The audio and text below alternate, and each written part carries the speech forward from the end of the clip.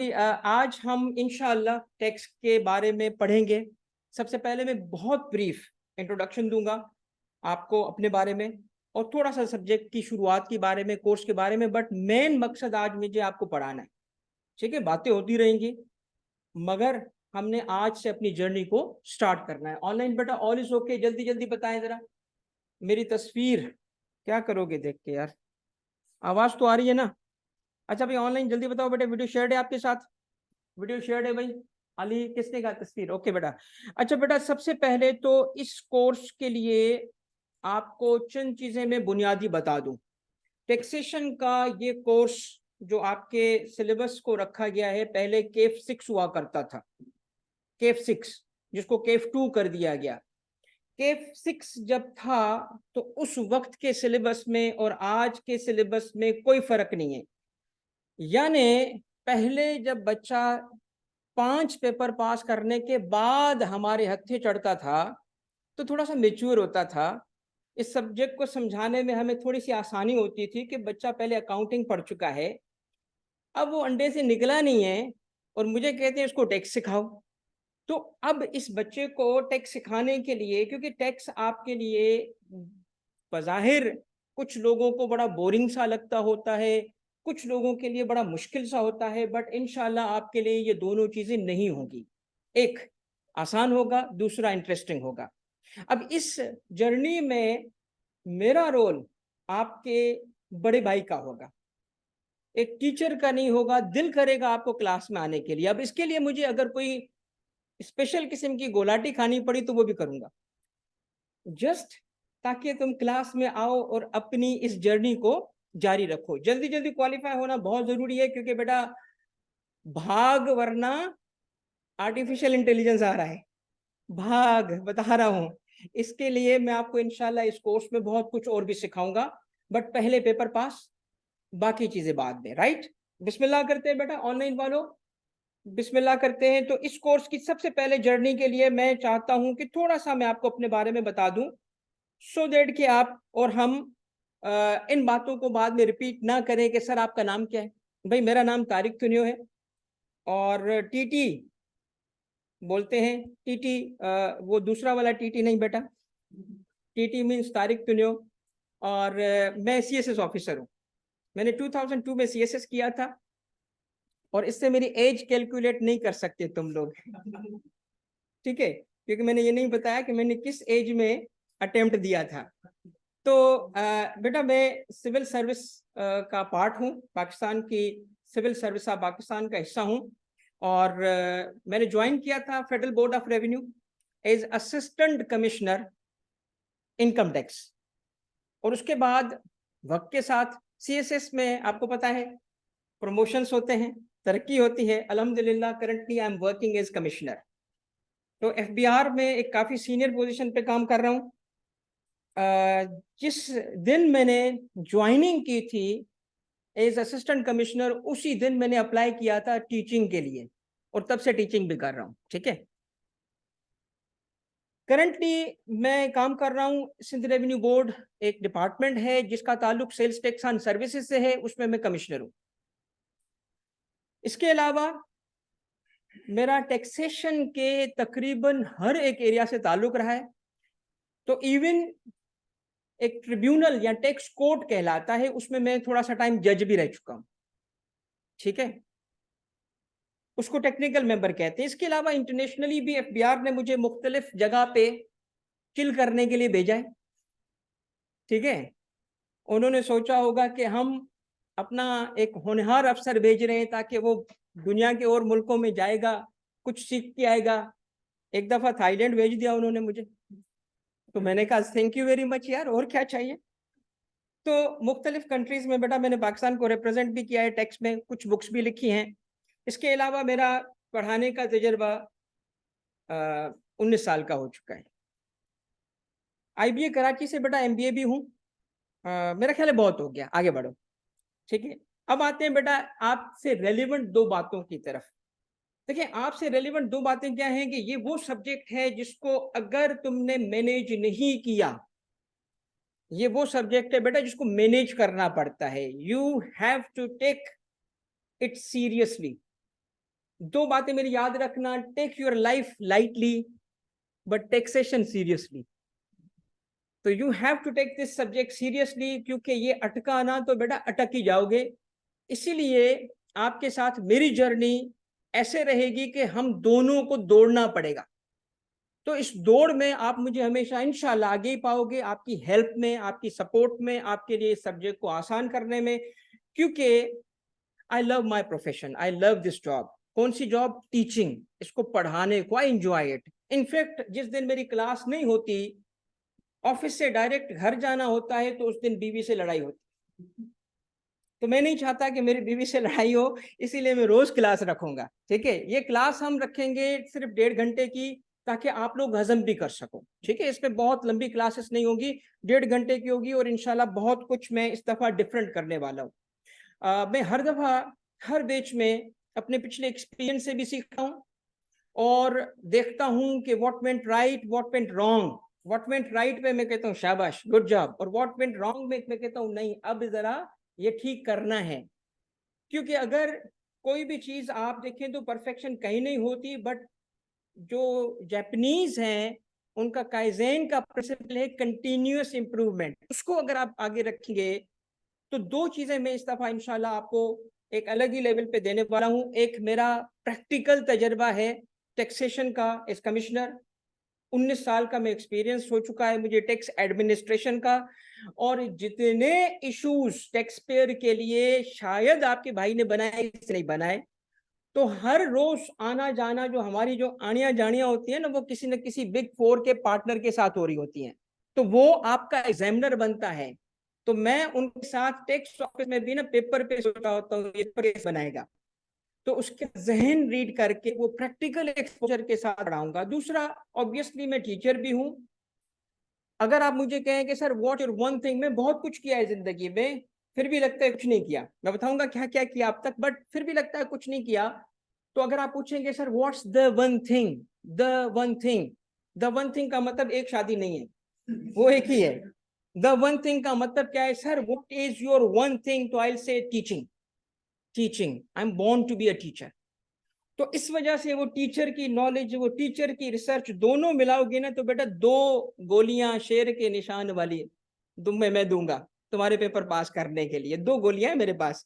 अच्छा, जो बेसिकली गोलियां हैं या अपनी ओरियो है, ठीक है, जो भी है, मगर आपके लिए 2 चीजें हैं। एक प्रैक्टिकल, क्योंकि ये सब्जेक्ट वो है, मैं ऐसे ही कभी कभी ना सोशल मीडिया को देखता हूँ, और एक चीज तुम्हें भी सिखाऊंगा, बहुत कमाल की चीजें सिखाऊंगा इंशाल्लाह इस कोर्स में। सबसे पहले एक चीज सिखाऊंगा आज पहले दिन से ही, कि there is so much nonsense in people, there is so much nonsense all around us, है कि नहीं है?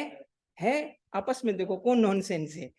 There is so much nonsense, believe me. तुम अगर इस नॉनसेंस को ठीक करने निकलोगे तो जिंदगी गुजारना मुश्किल हो जाएगा, और सारी चीजें हो जाएंगी, आखिर में पता चलेगा जिंदगी गुजारी नहीं, हम गुजर गए। तो इसीलिए इस नॉनसेंस के लिए, जब भी तुम्हें जिंदगी में नॉनसेंस नजर आए, उसे एंजॉय किया करो और बोला करो वाह वाह। मैं जब देखता हूँ ना नॉनसेंस, मैं कहता हूँ वाह। अब आजकल लोगों को ये नहीं पता होता कि ये तारीफ वाला वाह बोल रहे हैं या नॉनसेंस वाला बोल रहे हैं, तो दोनों मेरे वाह होते हैं। तो बेटा वो जो नॉनसेंस होता है ना, उसमें से मुझे एक दफा नॉनसेंस पे सोशल मीडिया पे नजर आया। किसी ने कहा कि सर तारिक प्रैक्टिकल पढ़ाते हैं, तो मैंने कहा ये तो मेरी खूबी है, ये तो सब्जेक्ट है, ये तो पढ़ा ही प्रैक्टिकल बंदा सकता है। इसको पढ़ाने के लिए जो थ्योरी पढ़ के पढ़ाएगा ना, वो इंशाल्लाह फेल कराएगा, क्योंकि जो पेपर बनाने वाला बंदा है वो प्रैक्टिकल बंदा है, वो अपनी ही किसी फाइल से सवाल बना रहा होता है। मैं तो पेपर देखता हूँ, सोचता हूँ अच्छा ये फला फॉर्म का कैसे, अच्छा ये वो कोर्स है जो प्रैक्टिकल है इस सब्जेक्ट के लिए, इसमें काम है, इसमें कैलकुलेशंस है। ये वो सब्जेक्ट नहीं है जिसको पढ़ के पढ़ाया जाए। जैसे मैंने एक और सब्जेक्ट पास किया, सिविल सर्विस पेपर, सीएसएस, पता है? अच्छा, खासतौर पे जो लोहरी है ना, उनको बड़ा शौक होता है सीएसएस का, बड़ा शौक है सीएसएस, अक्सर डिस्कस करते हैं, तो वो सुन लें। इस दफा ना मैं एक आध सेशन रखूंगा आपके लिए, उन बच्चों के लिए जिनको सीएसएस का शौक होगा। वो होगा सीए वाला बच्चा सीएसएस कैसे कर सकता है। पता है, आप अब कर सकते हो।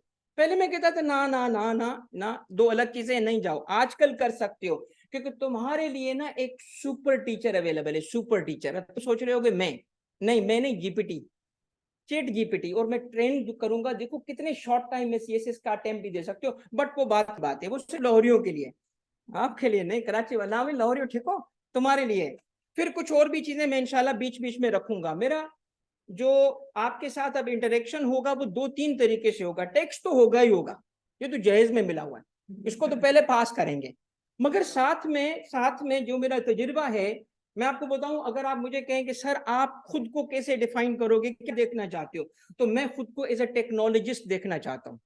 और शायद तुम डाउन द लाइन, शायद 2-3 साल में देखो मुझे टीवी पे बैठा हुआ और पता चले यार ये सर तारिक क्या कर रहे हैं, तो पता चलेगा ये बता रहे हैं कि मैंने कैसे टेक्स्ट में टेक्नोलॉजी को इंट्रोड्यूस किया, और वाकई मैंने किया है।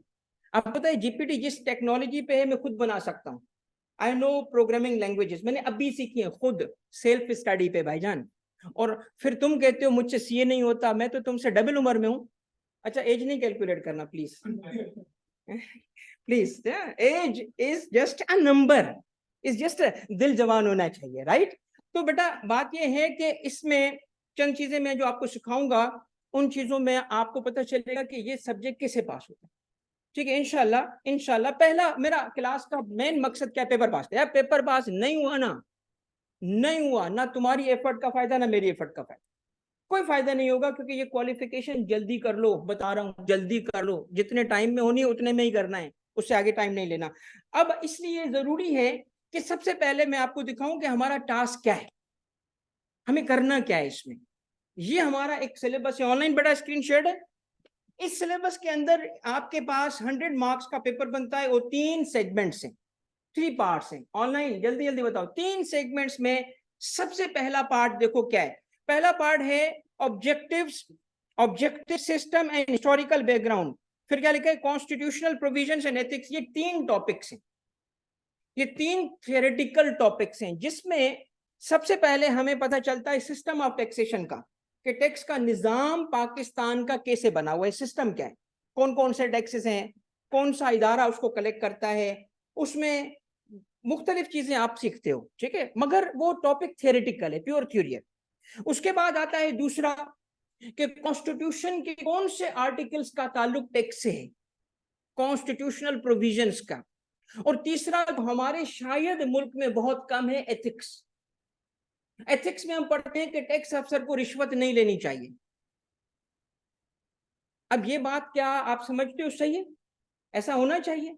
ओके, इसमें भी बहुत बातें होंगे। मेरा अपना घर है टैक्स ऑफिस, और उसकी भी मैं बहुत सारी बातें आपको बताऊंगा, ठीक है। चलो, ये 3 टॉपिक्स हैं। एथिक्स का मतलब क्या है, what is good and what is bad, right and wrong के क्राइटेरिया। तो 4 किस्म के लोगों के लिए राइट एंड रॉन्ग बताया जाएगा। टैक्स ऑफिसर का रॉन्ग क्या है, टैक्स एडवाइजर का राइट एंड रॉन्ग क्या है, लॉ मेकर का राइट एंड रॉन्ग क्या है, इस तरीके से आपका टैक्स पेयर का राइट एंड रॉन्ग क्या है।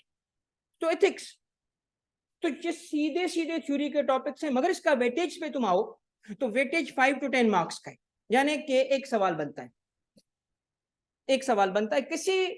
जब आईकेएफ ने नया सिलेबस शुरू किया था, तो आपको पता है इस सेगमेंट पे 30 मार्क्स थे, सिर्फ इस हर एक पे 10-10 मार्क्स रखे गए थे। तो फिर उनको रियलाइज हुआ नहीं, ये 30 मार्क्स बहुत ज्यादा है। फिर 10 नंबर तक सवाल आना शुरू हुआ, 10 नंबर। फिर आजकल ये 5 से 6 नंबर तक रह गए। अब इससे इस टॉपिक को सही से देखो, मैं एक बात बताऊं, a teacher has to be educationist, वरना वो अच्छा टीचर नहीं होगा। एजुकेशनिस्ट का मतलब क्या है, उसको पता हो कि जहन कैसे काम, हाउ लर्निंग टेक्स प्लेस। आज ये टॉपिक मैं पढ़ा दूंगा, इंशाल्लाह तुम 2 दिन में पूरा भूल जाओगे, तो पेपर के वक्त खाक याद रखोगे। इसीलिए इस टॉपिक को अभी नहीं पढ़ाया जा सकता, ना पढ़ाने की जरूरत है, ना पढ़ाना एडवाइजेबल है। इसको एंड में पढ़ेंगे ताकि जल्दी जल्दी से पेपर पे लिख के भूल जाओ। पेपर ही तो पास करना है भाईजान, और क्या करना है हमने, ओके। तो इसीलिए इसको एंड में पढ़ेंगे, इसको शुरू में पढ़ने का कोई फायदा नहीं है। और पढ़ के जब हमें वैसे ही भूलना है तो पढ़ेंगे क्यों, एंड में पढ़ेंगे, पेपर पे लिख के भूल जाएंगे, राइट। ओके, ये टेक्निक है हमारी। अब उसके बाद आ जाओ the game changer, income tax. Marks देखो, सिर्फ यही पढ़ेंगे तो पेपर पास हो जाएगा। 60 to 75 मार्क्स का पेपर बनता है। और आपको पता हो या ना हो, मुझे तो पता है कि ये पाकिस्तान के लॉज में सबसे ज्यादा पढ़े जाने वाला लॉ है। सबसे ज्यादा क्रिमिनल लॉ को इतना नहीं पढ़ते लोग जितना इसको पढ़ते हैं। क्यों उसको पढ़ते हैं? इसलिए पढ़ते हैं क्योंकि ये पैसे जेब कटने से बचाता है। और जेब कतरे कौन है? FBI। तो जेब कटने से बचाने के लिए पता होना चाहिए। और इसीलिए मैं आपको हमेशा कहता हूं कि देखो, एक काम के दो फायदे, काम एक करेंगे फायदे दो लेंगे। एक तो इस पेपर को पास करेंगे, दूसरा टैक्स का काम भी सीख लेंगे। वो मैं आपको कोर्स के लिए नहीं सिखाऊंगा, वो मैं एक्स्ट्रा टाइम लगा के सिखा दूंगा, ताकि आप में से जिस जिसकी इंक्लिनेशन टैक्स की तरफ हो, तो वो क्वालिफाई होने से पहले इतने पैसे कमा रहा होगा कि क्वालिफाई होने की जरूरत नहीं पड़ेगी।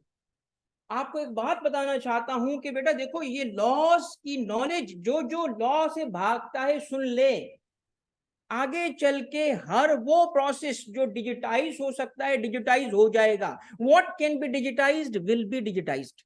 ऐसा है कि नहीं है? और एक बात मैं आपको किसी वक्त जरूर सिखाऊंगा कि बेटा देखो, ये दौर जो है ना, ये दौर एक पाकिस्तान के लिए नहीं, दुनिया के नहीं, सिविलाइजेशन की हिस्ट्री में डिफाइनिंग मोमेंट है। Defining moment in the history of civilisation चल रहा है इस वक्त, जिसमें आर्टिफिशियल इंटेलिजेंस फाइनली सक्सेसफुल हो गया। Finally they tried so much and failed again and again and again and again, but they have been successful now। और जिस बंदे ने ये न्यूरल नेटवर्क का आइडिया दिया था, पता है वो सबसे बड़ा अपोनेंट है इसका, सबसे बड़ा अपोनेंट है, क्योंकि वो कंप्यूटर साइंटिस्ट होने के अलावा वो साइकोलॉजिस्ट भी था, उसको ह्यूमन माइंड का पता था। अब उससे पूछा गया, किसी ने उस पर मजाक किया कि बुढ़ा ना सटिया गया है। क्यों भाई? पहले कहता है बनाओ, बन गया तो कहता है बंद करो। तो बनाया क्यों? वो बंदा कहता है मुझे नहीं पता था कि ऐसे बिहेव करेगा। उससे पूछा गया कि बताओ कि जी आपने ये जो आइडिया था लार्ज लैंग्वेज मॉडल का, न्यूरल जो भी नेटवर्क है, छोड़ो वो किसी और दिन सिखाऊंगा आपको, आज तो टैक्सी सीखना है, मगर क्विकली बता दूं तो बताओ ये क्या नहीं कर सकता जो इंसान कर सकता है? उसने कहा जो इंसान कर सकता है सब ये कर सकता है। तो जस्ट इमेजिन करो बेटा कि आगे क्या चैलेंजेस आने वाले तुम्हें। भाईजान मुझे तो कोई टेंशन नहीं है। एक तो नंबर 1 सरकारी अफसर हूं, काम करूं ना करूं निकाल कोई नहीं सकता भाईजान, सरकारी अफसर। ओके। और नालायक लोग भी आज तक जिंदगी में कोई नहीं निकाला गया काम ना करने की वजह से। इसका मतलब तरक्की भी मिलती रहेगी। आज 20 ग्रेड, कल 21 ग्रेड, 22 टोटल ग्रेड कितने हैं पाकिस्तान में? 22। मैं 23 पे जाऊंगा। मैं सरकारी लोग, हाँ हो भी जाएगा। कभी सुनोगे मैं बताऊंगा भाई 23 ग्रेड हो सर, ग्रेड तो 22 होते हैं। मैंने कहा मेरे लिए स्पेशल बनाया उन्होंने। तो बेटा बात यह है कि मेरे जैसा बंदा who has a successful career as a tax officer, वो भी बैठ के ये आर्टिफिशियल इंटेलिजेंस को सीख रहा है। खुद सीख रहा हूं भाईजान, खुद। मैं इस वक्त प्रोग्रामर बन गया हूं ये पिछले 1.5 से 2 साल के अंदर। और यकीन करना, जब मेरे प्रोग्रामर देर करते हैं ना किसी काम में, मुझसे हो सबर नहीं होता, उंगलियां चलना शुरू हो जाती हैं। यार खुद कर भाईजान, देर क्यों कर रहा है? क्योंकि एक नई चीज है जिसको कहते हैं फोमो। फोमो सुना है? सब में है, किसी ने सुना भी नहीं है। फोमो कहते हैं फियर ऑफ मिसिंग आउट। मुझे फोमो हो गया, FOMO, fear of missing out. कहीं ऐसा ना हो कोई और कर ले मैं पीछे रह जाऊं। मैंने पीछे नहीं रहना। और तुम लोग ना चिल करके नशा करके बैठे हो। नशा ऐसा यार कमाल। मैं बच्चों को देखता हूं, मैं कहता हूँ काश यार मैं भी ऐसा होता। यार चिल, परवाह ही नहीं ना कोई, चिल। और आगे मैं दुनिया देख रहा होता हूँ, यकीन करो मुझे टेंशन हो जाती मेरा क्या होगा। ठीक है, तो इसीलिए बेटा कुछ जगाऊंगा भी, कुछ चीजें भी सिखाऊंगा। चलो, इस कोर्स में इनकम टैक्स इसलिए बोल रहा हूं सीख लो, क्योंकि अगर किसी चीज को कम से कम एआई अफेक्ट करेगा तो वो लॉ है। लॉ में जजमेंट होती है, और अभी एआई की जजमेंट रिलायबल, क्योंकि वो हेलुसिनेट करता है। सुना है ना, हेलुसिनेट? ऐसे कॉन्फिडेंस से बीप बीप वाली बातें करता है। बीप बीप तो समझ गए ना? मतलब समझ जाओ यार, मतलब ऐसी बकवास बातें करता है और कॉन्फिडेंस से करता है, वो एग्जिस्ट ही नहीं करती। तो इसीलिए जजमेंट तक आते वक्त। और दूसरा, टैक्स लॉ इतना चेंजिंग है, इतना चेंजिंग है कि मैं पिछले लेक्चर भी तुम्हें नहीं दे सकता, क्योंकि अभी अमेंडमेंट हो गई है। जून में अमेंडमेंट हुई, आपके लिए नया लॉ आ गया। और उसमें मुझे खुशी भी होती है, हर दफा नए लेक्चर। भाईजान इंपॉर्टेंस रहेगी अपन की, अपन तो इंपॉर्टेंस रहेगी। भाई कुछ कर लो, चोरी कर लो लेक्चर, लो और लो और लो। वैसे भी अगले टाइम में नहीं आने वाले, करो चोरी। ठीक है, तो अपन को कोई टेंशन नहीं है। तो याद रखना बेटा, ये सीख लो सीख लो सीख लो। 2 फायदे होंगे, एक बोनस मिलेगा पेपर पास के अलावा बोनस काम सीख लोगे। इसीलिए income tax is very important. हम उसी से स्टार्ट करेंगे इस दफा। लास्ट टाइम मैंने सेल्स टैक्स से स्टार्ट किया था और उसकी कुछ रीजंस थी, हम इनकम टैक्स से इस दफा स्टार्ट करें। उसके बाद सेल्स टैक्स का पोर्शन आता है 30 से 35 का। ऑनलाइन बेटा सारी चीजें क्लियर है? मोहल्ले वाले सुन रहे हैं? हाँ बेटा, और स्पीकर ऑन रखना जरा, सबको पढ़ाना है टैक्स इस दफा। मेरा बेटा हर दफा का ऐसा होता है, आपको पता है Amazon, and I can be someone who can teach you how to do business. Amazon, मैंने सारी कंपनी को MBA IBA से किया था, मगर लत लग गई ना किस चीज की? बिजनेस को पढ़ने की। Study business. मैंने बिजनेस को स्टडी किया है, ठीक है, स्टडी किया है। लोग ना, यकीन कर लो, कभी कभी, ये मजाक नहीं कर रहा, सीरियसली सोचता हूँ, लोग जेल जाने से डरते हैं। मैं कभी कभी सोचता हूँ यार मुझे किताबें हों, मैं जेल में हूँ, मगर मेरे साथ किताबें हों, भाईजान मेरे साथ किताबें हों, और किताबें हों किसी भी चीज की, यकीन कर लो I will be a happy man. अकेला बैठा रहूंगा नीचे, क्योंकि मजदूर इंसान हूं, इसकी कोई टेंशन नहीं है, ठीक है। नीचे भी बैठ जाएंगे, क्या फर्क है यार, रखेंगे किताब नीचे, सो जाएंगे, क्या परवाह यार। यार देखो अमीरों की जिंदगी कितनी मुश्किल है। अब तुम सोच रहे होंगे सर ने पता नहीं क्या क्या कमाया होगा, यार टीटी के को पार्टनर हैं, इतने प्रोजेक्ट कर रहे हैं, बड़ा कमाया होगा। सर गरीब है, गरीब हूं, क्योंकि जो खुद को समझेगा ना मैं कुछ हूं, तब से डिक्लाइन शुरू होगा। अल्लाह का बहुत बहुत शुक्र है, वैसे बताऊंगा नहीं, टैक्स वाला हूं, अभी भी इनकम नहीं शो करूंगा ना। तुम मेरी इनकम कैलकुलेट कर सकते हो भाईजान, क्योंकि पता है बिल्ली ने सब कुछ शेर को सिखाया, दरख्त पे चढ़ना नहीं सिखाया। मैं भी दरख्त पे चढ़ जाऊंगा, तुम्हें वो नहीं सिखाऊंगा कि मेरी इनकम बैठ के कैलकुलेट करना शुरू करो, सर के पास इतने बच्चे, ऑनलाइन में इतने, ये फी हो गई, ये नहीं सिखाऊंगा बेटा। उसके अंदर क्रेडिट भी होता है, एग्जेम्पशंस भी होती है, रिबेट होती है, बहुत कुछ होता है। अच्छा बेटा, तो देखो सेल्स टैक्स का जो कोर्स है और इनकम टैक्स का जो कोर्स है वो लॉ है, लॉ। तो यहां आपको लीगल स्किल सीखने पड़ेंगे। इस पेपर को पास करने के लिए you have to understand one very very important thing, और वो क्या है? आप लिटरेचर नहीं पढ़ रहे, आप इवन इकोनॉमिक्स नहीं पढ़ रहे, आप एक लीगल सब्जेक्ट पढ़ रहे हो। कंप्यूटेशनल होने की वजह से गुड न्यूज पर सीए स्टूडेंट्स है कंप्यूटेशनल, ठीक है, कुछ थ्योरी भी है, मगर ज्यादातर कंप्यूटेशनल है। 60% के करीब कंप्यूटेशनल हो चुका है, और इस वजह से it's good news for you, क्योंकि आप वर्ड्स के साथ डिफिकल्टी होती है तो फिगर वर्क के साथ आप इजी होते हो, मगर इंशाल्लाह वर्ड भी आपको दिक्कत नहीं देंगे इंशाल्लाह। तो आपके पास ये जो सब्जेक्ट है ना, इसके लिए एक चीज समझनी पड़ेगी, और वो क्या है?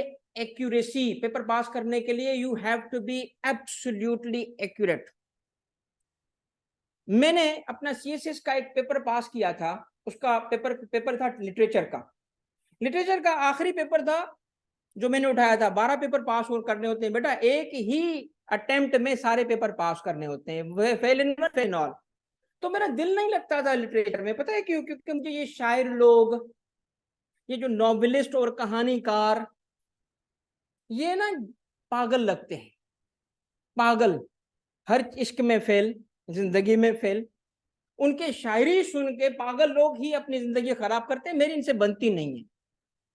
मगर क्या करें, किसी ने कहा कि इसमें नंबर बड़े अच्छे आते हैं, ये सब्जेक्ट छोड़ा भी नहीं जा सकता। हमने कहा अच्छा, हमें तो सिर्फ पेपर पास करना है, कौन सा शायर बनना है, हमने अपने तो पेपर पास करना है। पेपर पास करने के लिए लिटरेचर उठा लिया। अब उठाएं तो 36 शायर, 36 कौन पढ़े, किसको पढ़ूं? 36 को पढ़ूं, 36 की शायरी याद करूं, कैसे मुमकिन है? एक ने कमाल का आइडिया दिया, कहते यार किसने बोला है 36 पढ़, एक को पढ़। मैंने कहा वो कैसे? कहता है एक को पढ़, जिसपे सवाल आए वही लिख के आ। और मैं मजाक नहीं कर रहा, मजाक नहीं कर रहा, मैंने ऐसे ही किया। अब देखो, जिसपे भी सवाल आया क्या लिखना था, इसने लिटरेचर या अदब की खिदमत की, सबने की। इसने जबान में नए अल्फाज और न्यू मीनिंग इंट्रोड्यूस की, सबने की। लोगों के जज्बात को रिप्रेजेंट किया, सबने किया। अपने दौर के ट्रेंड्स इसने उजागर किए, सबने किए। मजहब की खिदमत की, नहीं सबने नहीं किए। हाँ, तो बात क्या है, इस किस्म की बातें सब पे लिखो। अल्हम्दुलिल्लाह out of 186 marks, highest marks भाईजान अल्हम्दुलिल्लाह ड्रामेबाजी के थ्रू मिल गए। मगर अनफॉर्चुनेटली ये टैक्स में नहीं हो सकता, काश के होता, हम बहुत खुश होते। छोड़ साइड पे 2-3 स्टेप दिखाते हैं यार, एंजॉय करते, क्या पढ़ने की जरूरत है, मगर अनफॉर्चुनेटली ऐसा नहीं है। तो लेट्स एक्सेप्ट द रियलिटी कि we have to now be very very accurate, और उस एक्यूरेसी को over a period of time में सामने लाऊंगा, राइट। और जो बंदा एक्यूरेट नहीं होगा अपनी बात में, बिकॉज कि मैं आपका बड़ा भाई हूं, बड़ा भाई मानते हो, दोस्त मानते हो, तो मुझे एक फिर हक दो कि मैं तुम लोगों को शक्ल पे लानत दे सकूं, बस। तो बेटा लानतों के लिए तैयार हो जाना, ऐसे लानत दे दूंगा ना शक्ल पे, याद रखोगे तुम। तो बेटा ये एक्यूरेसी लाने के लिए मुझे थोड़ी सी मेहनत करनी पड़ती है, ठीक है, ताकि आप पेपर को। और फिर एक बात बताऊं, यकीन कर लो, मैंने ओवर द इयर्स बच्चे देखे हैं कि जो कहते हैं सर पेपर तो पूरा अटेम्प्ट नहीं हुआ बट पास होगा, और हुआ। क्योंकि जो आपके जितना कर लोगे ना, उससे इंशाल्लाह हम इंशाल्लाह पूरा पेपर अटेम्प्ट करेंगे। ये कभी भी आइडियल नहीं है कि कम अटेम्प्ट किया जाए। अब इसमें देखो चंद चीजें जिसमें मेरा फोकस होगा। एक तो थोड़ा सा सब्जेक्ट बेटा ऐसा है ना कि अगर हमने इसको लूज किया ना, इसको सीरियस नहीं लिया, तो ये ग्रिप से निकल जाता है। और आखिर में यकीन कर लो यार, यकीन कर लो, मैं खुद गरीब का बच्चा हूं, मैं खुद समझता हूं, और मेरे सारे दोस्त चार्टर्ड अकाउंटेंट हैं। मैं अकेला था जिसने कहा मैं सीए में नहीं जाऊंगा। ये शुक्ला गुप्ता ये किताबें होती थी उनके पास, जब देखो शुक्ला गुप्ता अकाउंटिंग की किताबें होती थी। मैं कहा यार कुछ और तो जिंदगी में बात कर लिया करो, सिर्फ ये। मैं कहा यार बोरिंग स्टफ मैं नहीं करूंगा, मैं सिविल सर्विस में जाऊंगा, घूम फिर के सीए का टीचर बन के। अब हुआ क्या बेटा, मैंने ना उनको पेपर फेल होते हुए ना रोते देखा है। यार मेरे बडीज, यार मेरे दोस्त, यार मतलब कितने मेरा एक दोस्त पेपर फेल हुआ, अपने बाप को बता रहा था फोन पे, and he was crying and I was crying with him. I was crying, यार मेरा दोस्त है, यार मेरे बड़ी है यार, इसके बगैर जिंदगी कुछ नहीं होती भाईजान। वो रो रहा था, ये तकलीफ मुझे पता है बेटा पेपर फेल होने की। तो ये मैं कोशिश करूंगा, मेरी तुमसे बेटा कमिटमेंट है इंशाल्लाह, इस दफा मैं I will bend over backwards. मैं कोशिश करूंगा, मैं मेरे से जो हुआ ना, मैं सारी चीजें छोड़ के तुम्हारा साथ दूंगा। मगर एक बात याद रखो बेटा कि अगर तुम डिले करोगे ना लर्निंग को, एंड पे मेरे पास भी मैजिक वॉन्ड नहीं है यार, मैजिक वॉन्ड मेरे पास भी नहीं है कि आखिरी 15 दिन में बेटा मैं तुम्हें पूरा सब्जेक्ट सिखा दूं। होती ना बखुदा में करता, मैं वादा करता तुमसे आज मैं हाजिर हूं, मैं खड़ा हो जाऊंगा तुम्हारे साथ, 15 दिन में पढ़ा दूंगा, बट नहीं है मेरे पास मैजिक वॉन्ड। जो काम 6 महीने का होता है वो 6 महीने में ही अच्छा लगता है बेटा। तो डे 1 से अगर तुम प्रॉमिस करो ना कि क्लास रेगुलरिटी से लोगे, और इस क्लास को डिले नहीं करोगे, डिले नहीं करोगे, रोज जब क्लास लगेगी उस टाइम पे लोगे, चाहे ऑनलाइन वाला ऑनलाइन रहे, फिजिकल वाला फिजिकल रहे। बेटा बाकी मेरा काम, आपके भाई का काम, मुझे मेरा काम आता है, मुझे मेरा काम आता है, पढ़ाना आता है, ठीक है। तो पहली बात क्या करूंगा, इसको इजी बनाऊंगा और इंटरेस्टिंग बनाऊंगा। तुम्हें ये सब्जेक्ट पता भी नहीं चलेगा कि पढ़ लिया, सीख लिया और पास पेपर करना आ गए।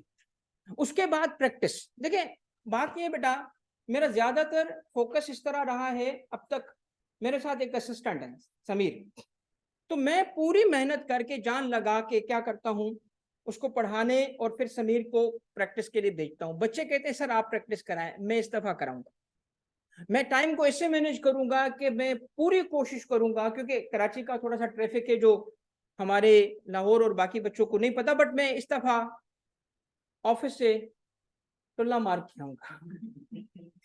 मैंने इस दफा इरादा क्या किया है, द बेस्ट वे, इसके वक्त से पहले भाग। यार कोई सुन तो नहीं ना ऑफिस वाला यार, ओके ना सुने। देखो बात यह है कि मैं इस दफा पूरी कोशिश करूंगा, और मेरी आपसे नहीं खुद से ये कमिटमेंट है कि मैं एग्जैक्ट टाइम पे क्लास स्टार्ट करूँ। वो जो टाइम क्लास स्टार्ट करने का मेरी लास्ट अटेम्प्ट से मैंने खुद को क्या बोला, तारिक तू टाइम जाया कर रहा है यार, ये क्लास देर से स्टार्ट कर रहा है ना, ये टाइम जाया हो रहा है, इसमें प्रैक्टिस करा सकते हो। तो मैं अब टाइम पे क्लास स्टार्ट करूंगा, चाहे आप हो या ना, और मैं उस टाइम को यूज करूंगा प्रैक्टिस के लिए, ठीक है। क्लास में प्रैक्टिस होगी, इशू से होगी, ये मेरी इस्तीफा की है। और एक चीज बड़ी इंपॉर्टेंट है बेटा, ये जब तुम्हें घर पे जाते हो ना और समझ ही नहीं आए कि क्या हो रहा है, आपको पता इंट्रोडक्शन टू बिजनेस तो पास करके आए हो ना, समझ आया? हाँ समझ आया बेटा, तू बड़ी को वलीउल्लाह है, तुझे समझ आया यार। ऐसे ऐसे उसके पैसेजेस हैं, मेरा दिल करता है पहले अपने बाल नोचूं। मैं टीचर हूं ना उसका भी यार, और यकीन करो मैं ऐसे ऐसे पैसेजेस हैं। एक दफा आईकेप जाना हुआ तो मैंने कहा इस किताब को किसने बनाया? जो बंदा दिखा, बस मुझे बंदा, ये बंदा दिखा, ये मुझे देखना है कि तुमने किस नशे में किताब को बनाया यार। वो देखो, कोई चीज यहां से उठाई, कोई चीज यहां से उठाई, कोई कनेक्शन ही नहीं है, जोड़ दिया, बन गई इंट्रोडक्शन टू बिजनेस। ले भाई चल बेटा कर बिजनेस, ये वालों करो भाई, सीखो इस सब्जेक्ट को। बेटा देखिए ना, बात ये है, तो उसके पीछे कुछ लॉजिक्स हैं, एक कॉन्सेप्ट ने दिया है, ठीक है, जिसको वो जो हायरार्की गिवन है, विजन, मिशन, फर्क समझ आया? आगे जा, आगे जा, गोल्स, ऑब्जेक्टिव, सर फर्क समझ आया? आप आके बताओ, यहाँ बताओ मुझे एक एग्जांपल तो मान जाऊंगा। देखिए असल चीज क्या है, ये एक बड़ा इस पे, इसी चीज पे इतनी बड़ी किताबें लिखी है 300 सफ़े की। वो असल कॉन्सेप्ट उसने बताया ही नहीं, उठा के ये दे दिया। तो जरूरी क्या है कि देखो, जो एक याद रखना बेटा, एक बड़ी मेहनत करनी पड़ती है टीचर को ताकि तुम्हारे लिए आसान कर दे। वो बड़ी मेहनत में करके बैठा हुआ हूं और रोज करता हूं। Believe me, even today I am a researcher in text. आज भी मैं खुद को कभी नहीं कहता कि मुझे सब कुछ आता है। आज भी लर्निंग की तरफ ऐसे भागता हूं कि यार सीखो सीखो, और कहां से किताब लूं, कहां से, अमेरिकन, ब्रिटिश, कनेडियन, इंडियन, सारी बुक्स मंगाता हूं सो दैट आई लर्न। तो ये वो सब्जेक्ट है जिसमें शायद I am the only teacher इन पाकिस्तान जो आपको हर एक प्रोविजन का रीजन बताता है कि ये प्रोविजन ऐसा क्यों है। और ये क्यों बताता हूं पता है? इसलिए नहीं कि एग्जामिनर पूछता है, इसलिए कि सब्जेक्ट की तकलीफ खत्म हो जाती है, बोरियत खत्म हो जाती है जब तुम्हें समझ आता है ना कि ये ऐसा। इसने कहा 183 डेज, तो वाई 183, वाई 183 क्यों? फिर इसकी भी रीजन बताता हूँ, एक एक चीज, क्योंकि ये मुझे मेरे उस्ताद ने सिखाया था। मेरे उस्ताद ने कहा था, बेटा देख, कोई भी प्रोविजन ऐसा नहीं है जिसकी रीजन। मैंने जब अपने उस्ताद से पूछना शुरू किया, सर ये क्या है, वो बता पाते थे। तो मैंने उनसे कहा कि सर आपके अलावा जिससे पूछता हूं तो वो कहता है यार लॉ है। पूछता हूं सर ऐसा क्यों है? लॉ है। नहीं सर क्यों है? बेटा लॉ क्यों नहीं होता, ये जवाब मिलता था। मेरे उस उस्ताद ने कहा नहीं बेटा, लॉ का भी क्यों होता है, अब ढूंढ। तो तब मैं बेटा इस पे लगा हूं। और एक बात बता दूं, अल्लाह की मेहरबानी है, अल्लाह का बहुत करम है कि मुझे इवन पाकिस्तान में टैक्स लॉ के कुछ लॉ के सेक्शंस बनाने की भी क्रेडिट है मेरा, लैंग्वेज ड्राफ्ट करने का क्रेडिट है मेरा।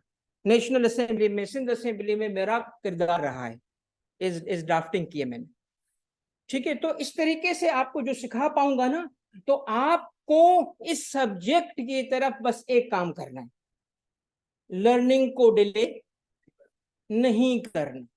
बस आप मुझे आप एक चीज दो बस, कि सर क्लास हम रेगुलरिटी से लेते रहेंगे, बाकी मेरा काम है। मेरे एक आईबीए के टीचर ने एक बात सिखाई थी,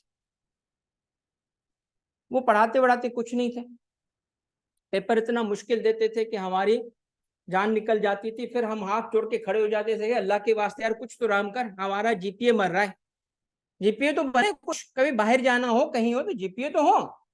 कहता था नहीं नहीं कोई मसला नहीं है, तुम लोग पढ़ो ना, सर पढ़ाओ तो सही। नहीं मेरा काम नहीं है सर। यार उस्ताद, नहीं बेटा आप आईबीए में हो, you are in IBA, IBA का बच्चा खुद पढ़ता है।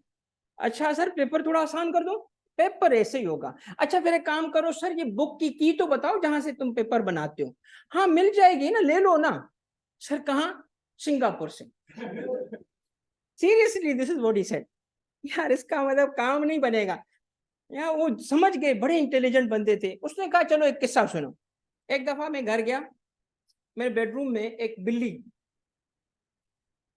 और वो बाहर की जैसे गली से बिल्ली आ गई, बेडरूम में चली गई। कोई पालतू बिल्ली रखी हुई नहीं थी, वो बीवी को बिल्ली नहीं बोल रहा था। तो फिर क्या हुआ, कहता मुझे गुस्सा आ गया, घर में बिल्ली बाहर से। कहता मैंने लाठी उठाई, दरवाजा बंद कर पीछे पड़ गया, आज तो इस बिल्ली को मारूंगा। कहता है मेरे पता नहीं था कि जी एक कोने में ना एक छोटा सा सुराख था दीवार में, वो जहां से ना मुश्किल से कोई चूहा भी ना आ सके, उसमें से बिल्ली भाग गई। हम सोच रहे थे सर को देख के, यार ये इसको आईबीए में किसने टीचर बनाया यार सीरियसली, ये टीचर है। और वो भी IBA कराची, सीरियसली। हम एक दूसरे को मैसेज, यार देख क्या, और वो बोल रहे हैं जो तुम्हें बोल भी नहीं सकता मैं। हाँ उस्ताद, बट हम उस वक्त शागिर्द थे, शागिर्द कुछ भी बोल सकता है, ठीक है। तो फिर भी समझ गया, वो तो उस्ताद होता है ना भाईजान, उस्ताद तो उस्ताद होता है। उसने कहा तुम सोच रहे होंगे कि बिल्ली कैसे निकली, कहता है बेटा जब हाथ में लाठी हो ना, तो कोई छोटे से सुराख से भी भाग जाए। तो उसका कहना क्या, मेरे हाथ में लाठी है, तुम्हारे पीछे हुआ हूं, तो जो नामुमकिन है वो भी मुमकिन हो। तो मेरे हाथ में भी बेटा लाठी है, देख के जानते, दे दे के पढ़ाता हूं। तो नामुमकिन को मुमकिन करने के लिए ही एक टीचर होता है यार। और आज के दौर में टीचर को ना 2-3 रोल अदा करने पड़ रहे हैं। सिर्फ सेज ऑन द स्टेज नहीं है, सेज ऑन द स्टेज आया अक्लमंद इंसान पढ़ा के चला गया, आजकल ऐसा नहीं है। आज के दौर में टीचिंग एक बड़ा चैलेंजिंग काम हो गया, मुश्किल काम हो गया, मुश्किल काम हो गया। हमें 2-3 रोल अदा करने पड़े, दोस्त भी बनना पड़ रहा है, जो होना चाहिए। मैं अपने बच्चों के साथ दोस्त हूँ, मेरे अब्बा मेरे दोस्त नहीं थे, अदब और एहतराम का रिश्ता मेरा बड़ा है मेरे बाप से, मगर वो जो होता है ना थोड़ा डिस्टेंस, मेरा दिल करता था मैं बाप को बोलूं अब्बा घोड़े बन जा, तो मैं अपने बेटे को इससे रोज घोड़ा बनता हूँ, उसके लिए रोज बनता हूँ। मैं उससे बात ऐसे करता हूँ जैसे वो कमाल का कोई जीनियस बच्चा है। मेरी बेटी भी ऐसी है, एक दफा उसको छोटी थी तो वाई मैं घर पे भी सिखाता हूँ, हाँ भाई क्यों, हसान नाम है मेरा, हसान क्यों, बेटी की मेरी नाम कस्बा है, क्यों बताओ क्यों, ऐसा क्यों है, तो वो रीजन बता दे, वो रीजन ऐसा बता दे ना नॉनसेंस, उसका तुक ही नहीं होता, बट होता नॉन, जवाब ऐसा देगा जीपीटी की तरह, हेलुसिनेट, कमाल का कॉन्फिडेंस है उनमें। तो मेरी बेटी एक दफा कॉल करती है मुझे, पापा कहाँ, भाई ऑफिस में, छोटी थी, अब तो माशाल्लाह वो क्लास 4 में। तो कहती है पापा क्यों, बेटा ऑफिस में काम करते हैं क्यों, मैं कहा बेटा पैसे कमाने के लिए, क्यों, मैं कहा बेटा घर चलता है क्यों। फिर मैंने समझा अब इसके दिमाग से जवाब दे, फिर मैंने कहा अच्छा इसको जवाब दे। जब उसने पूछा ना घर चलाने के लिए, तो क्यों का जवाब अब मैंने क्या दिया, मैंने बेटा देखो मैं पैसे कमाऊंगा ना तो तुम्हारे लिए टॉयज लेके आऊंगा। तो पता क्या बोलते, पापा ज्यादा काम करना, पापा ज्यादा काम करना। वो जो क्यों है ना बेटा, वो मेरे अपनी फैमिली, मेरे बच्चों के साथ भी है। तो आपको ये वाई सिखाऊंगा, वाई सिखाऊंगा ना, याद रखना तुम्हें रिवाइज करने की जरूरत ही नहीं पड़ती। जब समझ आ गया ना लॉजिक, तो यार फिर थोड़ी मेहनत करनी पड़ती है, मेहनत हो गई, अब सिर्फ रिटेन करने के लिए कंसिस्टेंसी, सिर्फ कंसिस्टेंसी, बस ये लॉजिक है मेरा। अब तीसरी चीज के अलावा चौथी चीज देखो, ऑनलाइन बेटा मोहम्मद उमर तुम्हें बुक का जवाब दे रहा हूँ बेटा, बिल्कुल दे रहा हूँ। आखिरी क्या है भाई, चौथी मेरी खुसूसियत क्या है, नेक्स्ट स्लाइड, ये देखो नेक्स्ट स्लाइड भाईजान, ये भी मेरी खुसूसियत है। पहला बंदा पाकिस्तान का एक बहुत सक्सेसफुल एंटरप्रेन्योर है, और बिजनेस स्टडी की ए लेवल की बुक जो प्रिंट हुई है अभी लास्ट सिलेबस जब चेंज हुआ था ए लेवल का, तो बिजनेस की जो बुक ए लेवल की ऑक्सफोर्ड की प्रिंट है, इसमें इस छोटू चाय वाला पे केस स्टडी बनाई गई है। इज ए सक्सेसफुल 17-year-old, छोटू चाय वाला, ये चाय की दुकान है ना उसकी, ठीक है, गए हो, कौन गया है, किसके साथ, कौन है, हाँ अच्छा। दूसरा कराची का एक और बंदा है, बड़ा बिजनेसमैन है, तुम्हें पता होगा, एक छोटू चाय वाला, दूसरा अयाज पत्ती वाला। तो मेरा भी दिल करा मैं भी इसी तरह पिक्चर बनवाऊं, फिर किसी ने कहा नहीं नहीं सर आप कमिश्नर हो, मैंने कहा अच्छा, फिर मैंने ऐसे तस्वीर बनाई। अब टीटी फ्लो चार्ट वाला, बेटा मैं हर चीज को इंशाल्लाह फ्लो चार्ट में कन्वर्ट कर दूंगा।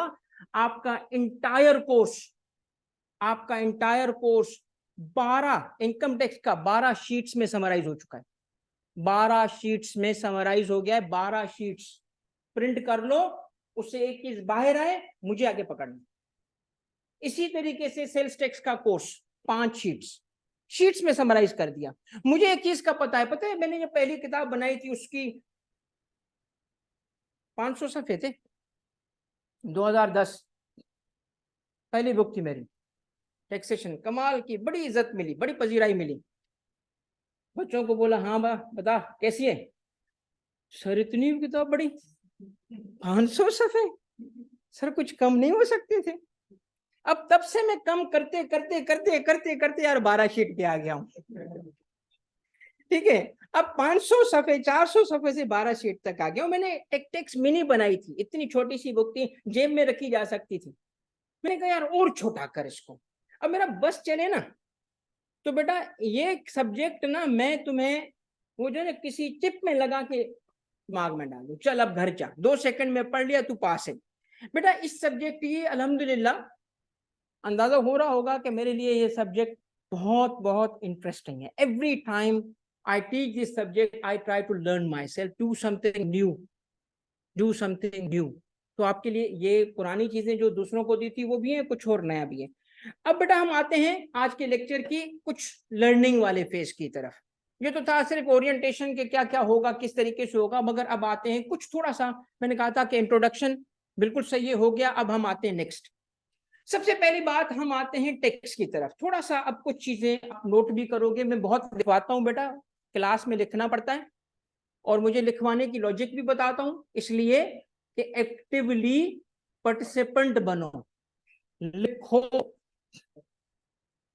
एक आयत अगर मैं गलत पढ़ूं तो बेटा मुझे करेक्ट कीजिएगा, क्योंकि मुझे अभी नहीं आती, सीखने की कोशिश करता हूं थोड़ी थोड़ी। अल्लमल इंसान बिल कलम, ऐसा है, अल्लाह ने इंसान को कैसे सिखाया? कलम के जरिए, कलम पेन के जरिए। लिखो। आपको पता है आपका जहन बड़ा, मैं एक बात पे बड़ा हैरान हूं, जब बुक हमारे पास सॉफ्ट कॉपी में भी अवेलेबल है तब भी फिजिकल 5,000 कॉपियां बिक रही हैं। क्यों भाई? शीट्स मैंने दे दी फिर भी फिजिकल कॉपी चाहिए, की वजह सुनो, इसकी रीजन है, साइंटिफिक रीजन क्या है? हमारी लर्निंग स्लो है, हमारा जहन केमिकल प्रोसेसिंग करता है विच टेक्स टाइम। टेक्नोलॉजी तो फास्ट हो गई है बट जहन तो अपनी स्पीड से जा रहा है ना, स्पीड तो इसकी भी तेज है बट केमिकल प्रोसेसिंग स्लो होती है। It takes time, it takes time. तो वो जो लिखोगे ना तो सीखोगे। तो लिखवाऊंगा बेटा। सबसे पहला सवाल क्या आता है? सबसे पहला सवाल आता है कि टैक्स इंपोज करने की क्या वजूहत है, क्यों टैक्स लगाया जाता है? ठीक है बेटा, ये सवाल उठता है ना। तो बेटा ऑनलाइन वालों जरा गौर से देखो, ये गली है तुम्हारे घर की, ये बाइक वाले के साथ क्या होगा?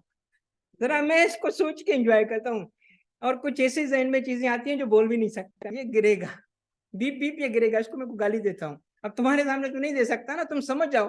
अब ये गिरेगा, ठीक है। अब सोचो ये गली है, आपस में है, गली है, ऐसी है, और साथ वाला घर, आपके घर के साथ वाला जो होता है जो पानी छोड़ता है, सॉरी कुत्ते का बच्चा, वो बोलने वाला कुत्ते का बच्चा नहीं, वो कुत्ता होता है जो उसका मतलब, ये बंदे की बात नहीं थी। सोचो जरा क्या होता है, ऐसा है ना। अब सोचो, मैं आपको एक बात बताता हूँ जरा, let's think about it, let's think about it. सोचो बेटा, इतनी गली के इतने हिस्से को तुम बनवा सकते हो अपने पैसे से? बनवा सकते हो? अगर आप लोग ऑनलाइन वाले, भाई बताओ, लाहौर यार, देखो मैं लाहौर में रहा हूं, सिविल सर्विस एकेडमी वहां पे, आपको पता है लाहौरिया है। एक कहानी सुनना बेटा, कराची में जो क्राइम शुरू होता है, जो फैशन शुरू होता है, वो लाहौर में जाता है। कराची में स्नेचिंग कॉमन थी, लाहौर में नहीं थी। मैं एक दिन ऐसा ही अपने मस्ती में मगन, मोबाइल हाथ में लिए, जैसे नहीं होता भाईजान हीरो जा रहा है, जिस ये नया नया किया है, मार्केट में घूम रहा हूँ, एक भाई आया, पहली स्नेचिंग मेरे से अल्हम्दुलिल्लाह लाहौर में हुई। और मजे की बात क्या, 6 लोग आए, 6। मैं सोच रहा था यार इतने छोटे काम के लिए 6, इसमें 6 लोग तो 4-5 मोबाइल छीन लेते, कितने नॉन प्रोडक्टिव है ये। 2-2 होते, एक एक छीन लिया, 3 मोबाइल हो गए। 6 लोग एक बंदे के पास, मैं तो रेडी था उनको सब कुछ देने के लिए। तो वहां शायद रोड रास्ते जो है ना वो ऐसे बुरे नहीं है। कराची में स्नेचिंग होती है सुकून से, अल्हम्दुलिल्लाह, सुकून से। पहले तो सिम भी लेते, आजकल सिम थोड़ा निकलना मुश्किल होता है ना, तो वो सिम भी मांग लेते थे, यार एक काम करो सिम तो दे दो, हाँ ले लो, ठीक है। तो एक बात हो, ये अगर हमारी हालत है कि इतना रोड हम नहीं बना सकते, चलो एक ईमानदारी से कोशिश करते हैं, ईमानदारी से हम सारे मोहल्ले वाले चाहते हुए भी पैसे जमा करें, इतना खर्चा नहीं निकलेगा कि इतना रोड ठीक कर सके। अब एक ये बात बताओ, अगर इस गली के आगे गली वाले डिफेंस वाले हों,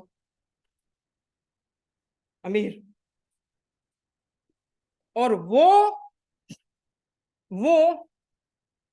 थोड़े ज्यादा पैसे रखते हैं, अगर उनसे थोड़ी सी जाके चंदा ले देंगे, देंगे चंदा लेने जाएं, यार हमारी गली खराब है, गली तो छोड़ो मस्जिद का बोलते तब भी नहीं देते, मस्जिद में टंकी टूटी हुई है, कहता है फिर मैं क्या करूं, शर्म कर यार, मस्जिद है। नहीं वो तो फिर तुम लोगों के लिए ना, हम तो शराब खाने में बैठते। एनीवे देखिए नहीं देंगे, 1 रुपया नहीं देंगे, तो बताओ क्या करें, छीन ले। छीनने के 2 तरीके हैं, या तो लोग निकले छीन ले, या तो हुकूमत छीन ले टैक्स के थ्रू। छीनना तो छीनना हुआ ना, बाय फोर्स। तो याद रखना बेटा, जिस सब्जेक्ट को तुम पढ़ रहे हो ना, वो इस मुल्क की तरक्की के लिए राज है। प्रॉपर कलेक्शन ऑफ टैक्स जब तक नहीं होगा इस मुल्क में, ये मुल्क तरक्की नहीं कर सकता। आगे दिखाता हूं क्या कहानियां होती हैं। देखो सिर्फ ये नहीं है बेटा बच्चों को पढ़ाने के लिए, ठीक है, कहां से पढ़ाएंगे। बड़े बड़े स्कूलों में जो पढ़ के आए ना, जाके अपने बाप के हाथ चूमना, जाके अपनी माँ को पांव पे हाथ रखना, उनको दुआ देना कि तुम्हारी जिंदगी बनाइए। रीजनेबल एजुकेशन लेके आए हो ना, तो जाओ और जाके अपने माँ बाप का शुक्रिया अदा करना, क्योंकि इस मुल्क में ये बहुत बड़ी लग्जरी है, लग्जरी है। नहीं मिलती इस तरह की तालीम लोगों को। जिस जगह तुम बैठे हुए, कमिश्नर बढ़ा रहा है तुम्हें tax, you are lucky, you are lucky. ये वो एजुकेशन है जो तुम इस वक्त अक्वायर कर रहे हो, which is the best in the country. जाओ माँ बाप का शुक्रिया अदा करो, क्योंकि ये आसान नहीं है। किसका काम है एजुकेशन देना, स्टेट का, कहां से देगी, पैसे कहां से आएंगे। सिर्फ ये नहीं है, हेल्थ, इस पे भी पैसे लगते, नहीं लगते। पब्लिक पार्क्स, इतना बड़ा स्पेस, ये बाजी क्या कर रही है। अच्छा अच्छा, तो यार ये भी तो खर्चा मांगता है। इसके अलावा हमारे लिए ना बहुत बहुत जरूरी है डिफेंस, है जरूरी। आपके साथ कौन कौन है, आपके पड़ोसी कौन है, जरा सोचो। पड़ोसी हमारा देखो क्या कमाल का पड़ोसी मिला है, ठीक है। अब सोचो जरा, ये भाईजान कौन, पाकिस्तानी हो ना, हम भी पाकिस्तानी है यार। एक काम कर, देख भाईजान, ये देख कौन खड़ा है, वो देख मोदी, जा इसके पीछे, मोदी की बीबी, समझ जाओ, हाथ जोड़। भाईजान मैं आपको बताऊं, गजवाए हिंद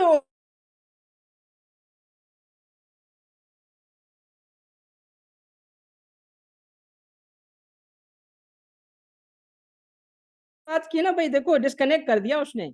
अच्छा देखिए ये बात दुरुस्त है कि हमारा ये डिस्कनेक्शन भी इंडिया की किसी वजह से हुआ होगा, ठीक है। अच्छा भाई ऑनलाइन वालों अब आ गए, रिकनेक्ट हो गए से। बात ये है मेरे बच्चों कि आपने ये जो रीजंस देखनी है ना, ऑनलाइन बेटा काइंडली कंफर्म कर लो, आ गए हो, रिकनेक्ट हो गए हो, डिस्कनेक्ट हुए थे हम। हुसैन बता, ये क्या लिखा है, नवाज शरीफ, आ गए हो वापस भाईजान। अच्छा अच्छा देखिए बेटा बात ये है कि हम जिस मुल्क में हैं, इस मुल्क के लिए बहुत बड़ा एक्सपेंस लगता है आजादी का, बहुत बड़ी कास्ट। एज इकोनॉमिस्ट सोचोगे ना, तो तुम्हें लगेगा कि फौज पे हम खर्च गलत करते हैं, मगर एज स्ट्रेटेजिक सोचोगे लगेगा कम करते हैं। अब ये फैसला होता है, सही फैसला क्या है मुझे नहीं पता कि कितना खर्च करना चाहिए, बट हमारी मजबूरी है, मजबूरी है हमारी फौज पे खर्च करना, और करना पड़ेगा। तो आप क्या करो, ज्यादा कमाओ, केक का साइज बड़ा करो, ताकि इस इनको भी दे सके, गरीब के लिए स्कूल भी बना सके। वो काम किसका है, वो है स्टेट्समैन का, हुक्मरानों का।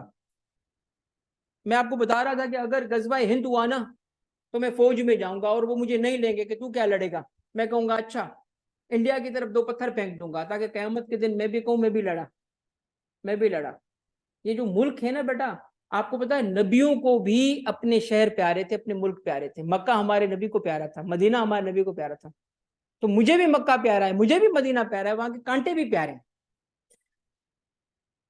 वहां की हर चीज प्यारी है मुझे, मगर मुझे पाकिस्तान भी प्यारा है, ठीक है। ये मेरा मुल्क है यार, इसके लिए मैं अपनी तरफ से ईमानदारी से सिर्फ अपना काम कर लूं। हर बंदा ईमानदारी से अपना काम करे, कोई जरूरत नहीं है जाके और जाओ तबलीग करो, नॉक नॉक कौन, मौलवी, क्यों भाई तबलीग करना, तबलीग की जरूरत नहीं है, खुद को ठीक कर लो, बस खुद को ठीक कर लो, ठीक है। फिर इसके बाद बेटा हमारी सबसे बड़ी बात, अगर तुम लोगों को मैं एक बात बता सकूं तो मेरा बेटा एक बात याद रखना, तुम्हें अगर भूख का एहसास नहीं हुआ ना, तो मैं तुम्हें एक एहसास दिलाना चाहता हूं, और जो शायद तुम इमेजिन भी नहीं कर सकोगे, कि अगर घर में एक खानदान हो और छोटे बच्चे हों और खाने के लिए बेटा कुछ ना हो, इसलिए नहीं कि किसी ने कोई चीज लाई नहीं है, इसलिए कि बेटा पैसे नहीं थे। ये तकलीफ, ये तकलीफ क्या उस माँ का, उस बाप का, क्या उस बच्चे का ये कसूर है कि इस मुल्क में पैदा हुआ? ये उसका कसूर है? कहीं और पैदा होता ऐसे होता? किसका काम है गुर्बत को मिटाना? कहां से होगा ये सब कुछ, कैसे होगा? ये सारे मसाइल है मेरे बच्चों इस मुल्क के हमारे, और इसके लिए मुल्क चलाने के लिए भाईजान, तरक्की के लिए नहीं, लंगड़ा लूले सिर्फ चलाने के लिए, डिफॉल्ट से बचने के लिए हमें चाहिए 19.5 ट्रिलियन।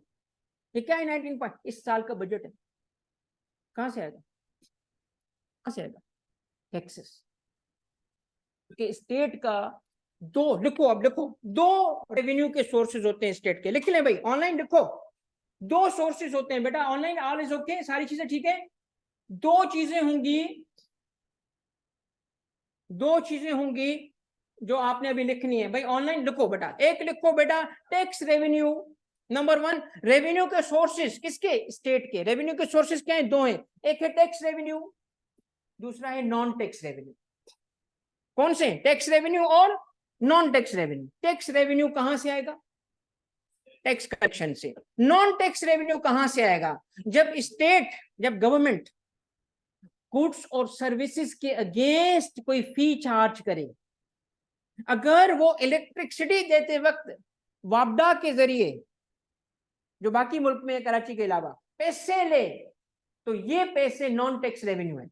अगर पब्लिक पार्क्स में एंट्री पे फी हो, अगर स्कूल्स में फी हो और वो स्टेट के पास जा रही है, तो ये क्या कहलाता है? क्योंकि ये गुड्स और सर्विसेज की चार्जेस हैं, टैक्स नहीं है। तो मुझे बताओ, क्या स्टेट इस तरह कमा सकती है? कितना कमाती होगी? बहुत कम, ना होने के बराबर। इसका मतलब अगर तरक्की करनी है तो हुकूमत का वाहिद सोर्स क्या बन गया? और टैक्स कब आएगा ये बताओ? टैक्स कब आएगा? टैक्स बेटा उस वक्त आएगा जब आपकी इकोनॉमी ग्रो करेगी, जब इकोनॉमिक एक्टिविटी होगी। जब इकोनॉमिक एक्टिविटी होगी तो ज्यादा लोग, जिसका मिडिल क्लास तरक्की करेगा, ज्यादा से ज्यादा नंबर होगी, तो क्या होगा? ज्यादा से ज्यादा इकोनॉमिक एक्टिविटी की टैक्स आएगा, इनकम टैक्स, सेल्स टैक्स वगैरह वगैरह। तो आपको एक बात तो समझ ही आ गई होगी कि अगर इस मुल्क को चलना है और तरक्की करनी है तो राज फिर टैक्स में।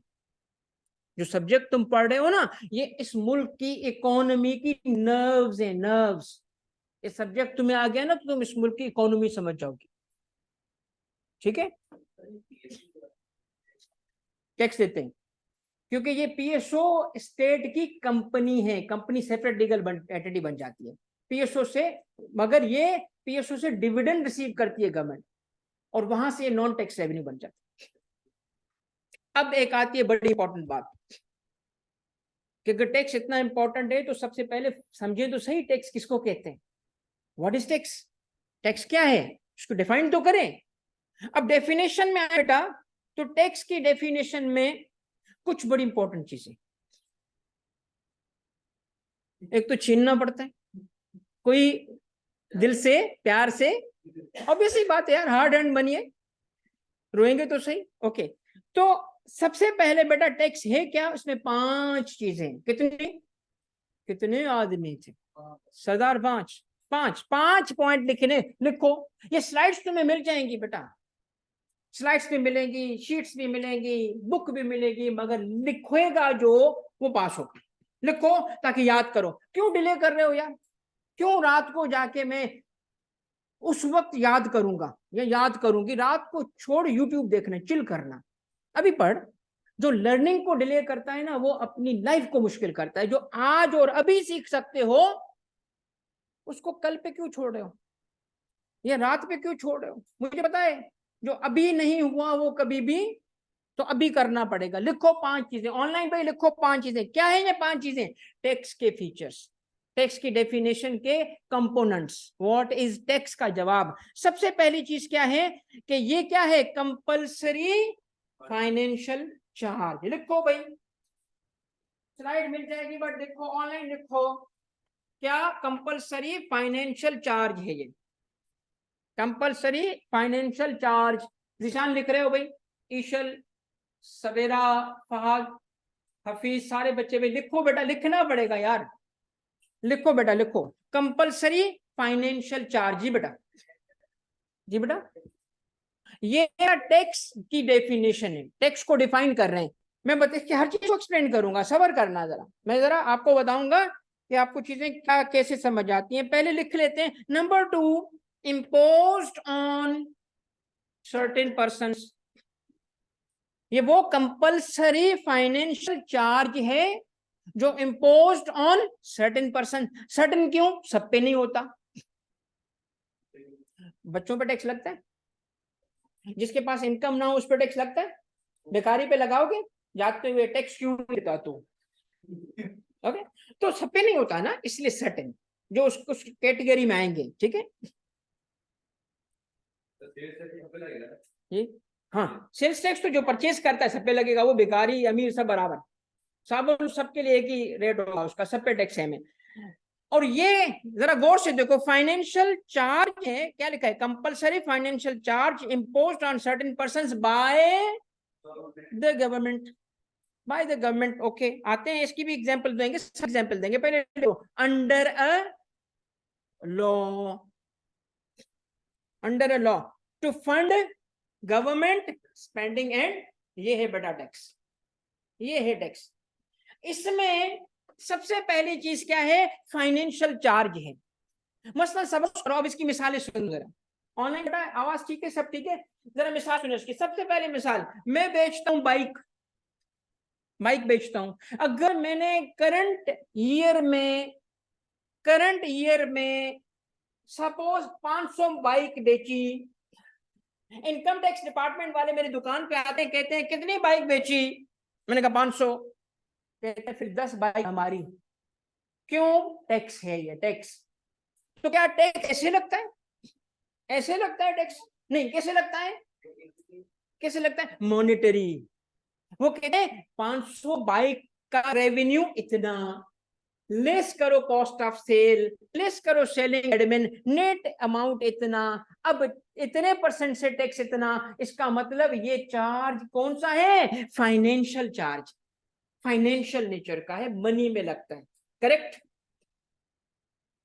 इसका मतलब मॉनेटरी यूनिट्स में ये कैलकुलेट होगा, इंपोज होता है, परसेंटेज टर्म्स में ये हो रहा होता है। करेक्ट? सेकंड, कौन लगाता है? इम्पोज्ड ऑन, तो सब पे थोड़ी होता है, इनकम टैक्स की बात कर रहा हूं। ठीक है, वो सेल्स टैक्स भी अगर देखा जाए तो जो खरीदेगा ही नहीं उस पर होगा भी नहीं, तो सब पे ये नहीं लिख सकता on all persons, no, on certain. और वो हम पढ़ेंगे हर टैक्स में कि वो कौन कौन है। हम आम जबान में उसको बोलते हैं tax payer, tax payers. By whom? अब मुझे एक बात बताओ कि अगर गवर्नमेंट बोले कि आप पे टैक्स बनता है 50,000, तो देना पड़ेगा ना। कौन लगा रहा है 50,000 का टैक्स? गवर्नमेंट। ओके, आगे पे क्या लिखा है? Under a income tax ordinance 2001 law है। लिखो इनकम टैक्स ऑर्डिनेंस 2001, ये इनकम टैक्स का लॉ है। लिख लो भाई, इनकम टैक्स ऑर्डिनेंस। ये ड्यूटीज भी टैक्स होती है। यस साइम, यस बेटा, ड्यूटीज भी टैक्स के लिए होता है, मगर जैसे customs duty, federal excise duty, थोड़ा सा फर्क है, आगे चल के हम फर्क करेंगे। क्या है? Under a law. कौन सा लॉ है? Income tax ordinance 2001। और दूसरा लिखो सेल्स टैक्स एक्ट 1990। देखो भाई, इनकम टैक्स ऑर्डिनेंस 2000 और sales tax act 1990, 1990, sales tax act 1990, ये दो लॉज हैं जो आप पढ़ेंगे। इनकम टैक्स ऑर्डिनेंस अभी लिखा हुआ भी आएगा बेटा, स्लाइड पे आएगी, स्लाइड पे आएगी। अगर किसी को दिक्कत हो रही है तो लिखने के लिए टेंशन ना लो। इनकम टैक्स ऑर्डिनेंस 2001 क्या है? लॉ। कौन सा? जिसने इनकम टैक्स इंपोज किया। सेल्स टैक्स एक्ट 1990 क्या है? लॉ। कौन सा? जिसने। अभी अभी मैंने मिसाल दी थी एक और कंपलसरी पेमेंट की जो मैंने की थी लाहौर में, मून मार्केट, इकबाल टाउन, वो तारीखी दिन और तारीखी जगह, 6 लोग, अकेला बच्चा। यार वो भी तो कंपलसरी थी ना, सोच जरा, कंपलसरी थी कि नहीं थी? थी भाई, कंपलसरी पेमेंट थी, मैंने इतनी शराफत से दिया और उनको नजर नहीं आया था, मैंने ये घड़ी भी दी थी, ये लो यार, वो सेकंड आपकी चीज मेरे पास है, ये ले जाओ। अच्छा, और मैं ऐसा कमाल का जीनियस बंदा हूँ, वॉलेट जब उन्होंने मांगा ना मुझसे, वो भी दिया, और मेरे एटीएम के साथ कोड का पेपर भी उसी में था। कमाल कर दिया मैंने, कोड भी उसी में था। मैंने उसको कॉल की, बैंक को, HBL को उसी वक्त कॉल की, मैंने कहा पहले उसको तो रोक, उसको तो रोक, जो गया सो तो उनका था, जो अपना है वो तो रोक।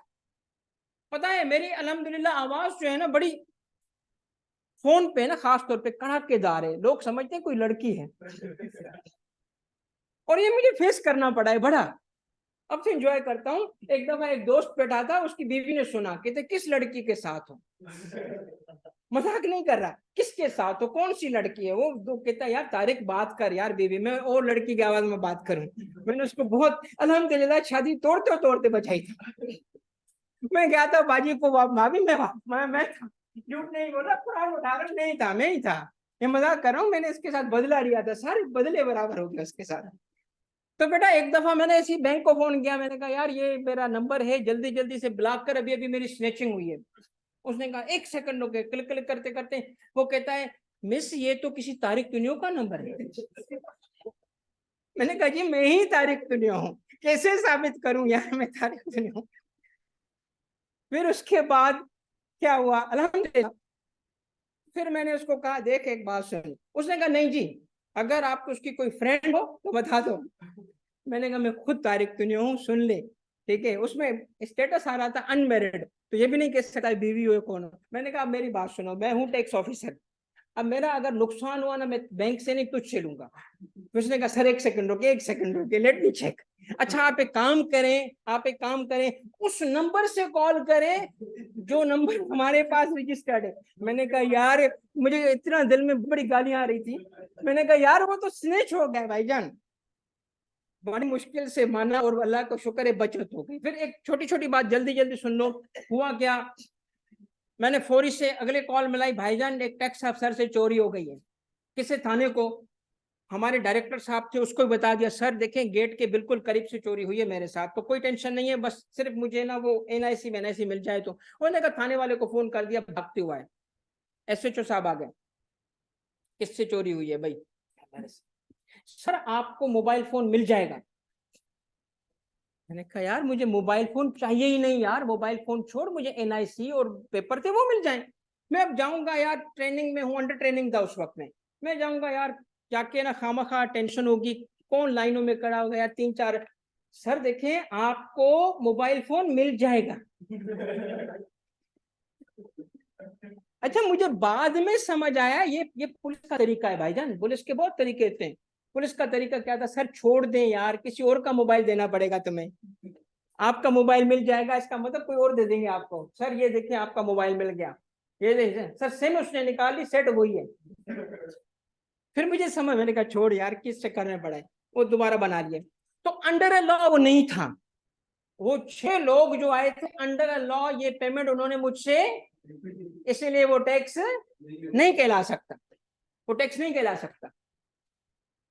और उन्होंने गवर्नमेंट की फंडिंग भी नहीं की थी, वो ये नहीं बोल सकते थे कि चूंकि हम आवाम में, हम पे ही हुकूमत ने खर्चा करना था तो हमने खुद ले लिया, हमने खुद ले लिया यार, हम ही तो गरीब है ना, हम पे ही तो खर्च करना था, हमने ले लिया, ये टैक्स है, ऐसा नहीं है। चलो भाई समझ आ गया बेटा क्या है? एक बड़ी इंपॉर्टेंट बात है, बस याद रखना कि हुकूमत जब हमसे टैक्स लेती है ना, वो कहां खर्च करेगी वो पाबंद नहीं है बताने की, क्योंकि उसके अगेंस्ट जरूरी नहीं है कि मुझे एक पानी का, यानी एक अमीर बंदा बोले कि हुकूमत मुझे देती क्या है। अक्सर ये इस मुल्क के अमीर बोलते हैं हमें मिलता ही क्या है टैक्स के अगेंस्ट। तो इसका सीधा सा जवाब है कि टैक्स होता ही वो है जिसके अगेंस्ट हुकूमत कुछ ना दे। अगर उसके अगेंस्ट कुछ गुड्स और सर्विस देगी तो वो क्या बनेगा? अभी अभी मैंने लिखवाया था, अभी लिखवाया था, वो टैक्स रेवेन्यू नहीं कहलाएगा। क्या कहलाएगा? फी कहलाएगा, non tax revenue charges. Exactly बेटा, मगर वो कहते हैं कौन सा इंफ्रास्ट्रक्चर, ना मैं उस हॉस्पिटल जा सकता हूं, जा सकते हो सरकारी अस्पताल में, बच्चे पढ़ा सकते हो सरकारी, हाँ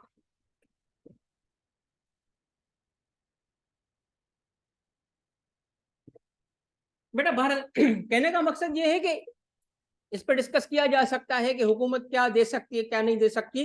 हुकूमत खर्चा चला रही है, पूरा मुल्क चल रहा है, इसीलिए टैक्स देना चाहिए। एनीवे बेटा, डेफिनेशन समझ आ गई सबको? क्या टैक्स क्लियर है? किसे कहते हैं, क्या है टैक्स बताओ? क्या कितने फीचर थे, कितने? 5। कौन से 5? रिपीट करो। 1 कंपल्सरी फाइनेंशियल, दूसरा, तीसरा, चौथा, पांचवा। आई फील लाइक मौलवी तारिक जमील, तो मदरसे का माहौल बन जाता है ना। I love it. इसी तरह बोलते रहना बेटा, तेज आवाज में, ठीक है? हाँ बेटा, पहली चीज क्या है कि टैक्स लेने के बाद अब कितना जबरदस्त। नाम क्या बेटा?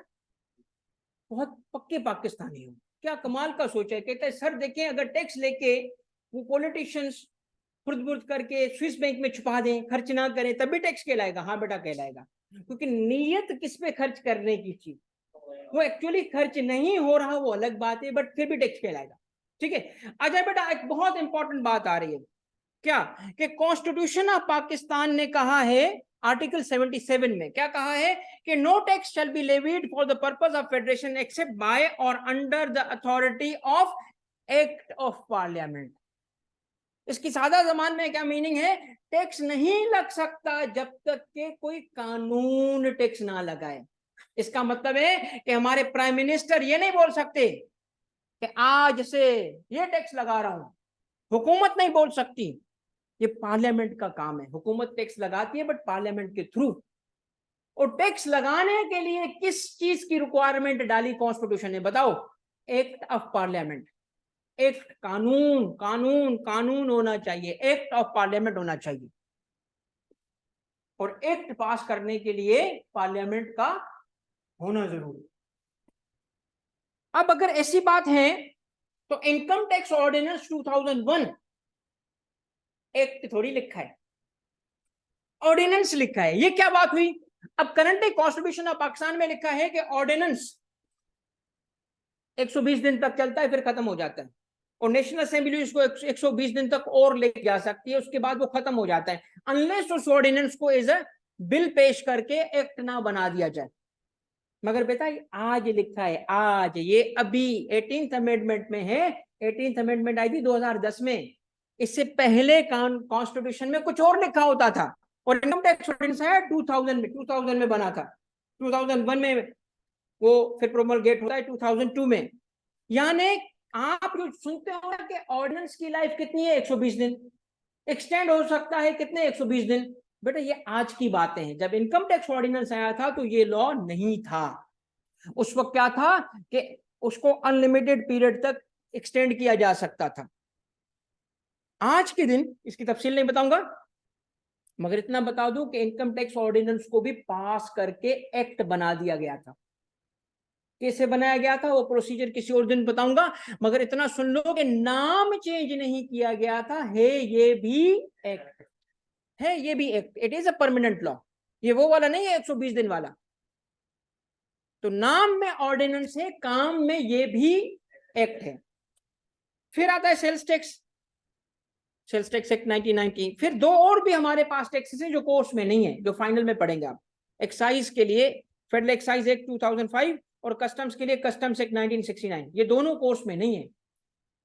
तो मुझे एक बात बताओ, कॉन्स्टिट्यूशन ने क्या कहा? टैक्स लगाने की प्री रेक्विजिट क्या है, किसका होना? लॉ का होना। लॉ किस फॉर्म में होगा? एक्ट में। और पाकिस्तान में टैक्स के कौन से कवानीन है? 4 बड़े कवानीन, बताओ कौन से? पाकिस्तान के टैक्स के कवानीन कौन से? पहला, इनकम टैक्स ऑर्डिनेंस 2000, दूसरा, तीसरा, और चौथा। आप कौन से पढ़ोगे? ओके, जब तक कानून टैक्स नहीं चार्ज करेगा तब तक हम नहीं देंगे। मुझसे कि कोई भी कहेगा ना टैक्स दो, मैं पूछूंगा कहां लिखा है, किस कानून के तहत, कौन सा टैक्स, तो वो कानून में लिखा होना चाहिए। कानून कहेगा तो मैं दूंगा, कानून पार्लियामेंट देगी। पार्लियामेंट गवर्नमेंट से डिफरेंट है, वो भी आ रहा है। ये स्लाइड मुझे पता था तू सवाल पूछेगा मौलवी, मुझे पता है भाईजान, हिलते पहले आपसे पहले मुझे पता होता है ये हरकत करेगा, क्योंकि स्टूडेंट हमेशा स्टूडेंट रहेंगे। ये देख स्लाइड तेरे लिए बनाई हुई है। ये आप मुझे बताओ स्टेट किसे कहते हैं और पार्लियामेंट किसे कहते हैं, स्टेट किसे कहते हैं, गवर्नमेंट किसे कहते हैं। देखो पाकिस्तान एक स्टेट है ना। स्टेट के तीन पिलर्स हैं, तीन मिल के स्टेट बनती है, तीनों इंस्टीट्यूशन से तीन पिलर्स हैं इस बिल्डिंग के। पहला पिलर है ये लॉ मेकिंग, जो कानून बनाता है। लॉ मेकिंग कानून बनाने का काम है। कानून बनाने का काम किसके पास है, कानून बनाने का काम, मगर उस कानून को इन्फोर्स करने के लिए, इन्फोर्स करने के लिए आती है बेटा गवर्नमेंट। तो एफबीआर पार्लियामेंट है या एग्जीक्यूटिव है, एग्जीक्यूटिव है। एफबीआर लॉ बनाते हैं या इन्फोर्स करते हैं, इन्फोर्स। अब सपोज कर लो एफबीआर का और आम सिटीजन का डिफरेंस आ जाए, किस चीज पे डिफरेंस आ जाए, कानून में क्या लिखा है।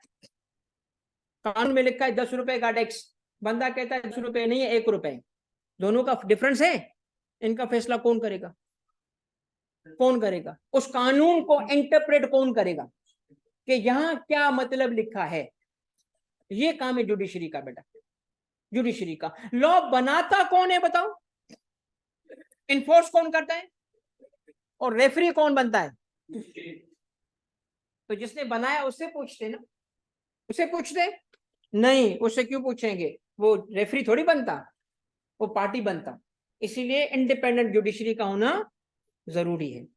इंडिपेंडेंट जुडिशरी ह्यूमन राइट्स को प्रोटेक्ट करती है, सिटीजन के राइट्स को प्रोटेक्ट करती है। दो पार्टीज हैं, कौन सी एक पार्टी है, एक पार्टी क्या है जो टैक्स लगा के कलेक्ट कर रहे हैं, दूसरा सिटीजन है। तो दोनों में जो इंडिपेंडेंट होगा वो फैसला करेगा ना। बेटा कितने पिलर हुए स्टेट के, कौन से, पार्लियामेंट, दूसरा गवर्नमेंट, तीसरा पार्लियामेंट क्या करती है, उस लॉ को इन्फोर्स कौन करता है, और डिफरेंस या कंफ्लिक्ट आ जाए तो फैसला कौन करेगा। इस फैसले करने को क्या बोलते हैं, इंटरप्रिटेशन। इंटरप्रिटेशन का मतलब बताना कि क्या मतलब था, वो फैसले को कहते हैं। ठीक है, हिस्टोरिकल। बेटा असल में ना एक बात मैं तुम्हें बताऊंगा, बड़ा अच्छा सवाल है कि ये पता तो चले ना कौन सा कानून बना रहे हैं। मैं एक बात बताऊं, इस्लाम में कितने फिरके, सोच नहीं पाए ना, कुरान कितने, एक, इंटरप्रिटेशन कितनी है यार। जो अल्लाह के लफ्जों पे लोग डिफरेंस करते हैं वो कानून को क्या करेंगे। ये मुमकिन ही नहीं है कि वो ऐसा लॉ बनाया जाए जिसपे डिफरेंस हो ही नहीं सकता, हो ही नहीं सकता। इसीलिए ही तो ये सिस्टम बनाया है ना कि एक फैसला करने वाला अब्बा बेटा हो। वो अब्बा कौन है, जुडिशरी, फैसला करेंगे। ठीक है, अब बेटा थोड़ी सी हिस्टोरिकल ओवरव्यू देता हूं ताकि आपको थोड़ा सा पता चल जाए। बेसिकली इनकम टैक्स कोई बहुत पुराना टैक्स नहीं है। पुराने का मतलब है सिविलाइजेशन की शुरुआत। आपको पता है मैंने एक किताब पढ़ी थी, और मैंने जैसे कहा बेटा मैं रिसर्च करता रहता हूं, तो मैंने एक किताब पढ़ी रेवोल्यूशंस पे। दो बड़ी अच्छी बातें पता चली। एक ये कि जिस मुल्क में रिवर्स होती है उसमें रेवोल्यूशन नहीं आता। पाकिस्तान में कभी भी रेवोल्यूशन नहीं आएगा बेटा, सुन लो, कभी रेवोल्यूशन नहीं आएगा। पता है क्यों, रिवर्स है। तो इसका क्या है रिवर्स और रेवोल्यूशन का कनेक्शन, कहते हैं जहां रिवर्स होती है ना वहां खाने पीने के लिए प्याज और आलू मिल जाता है, और रेवोल्यूशन वहां आता है जहां जिंदगी मौत से बदतर हो।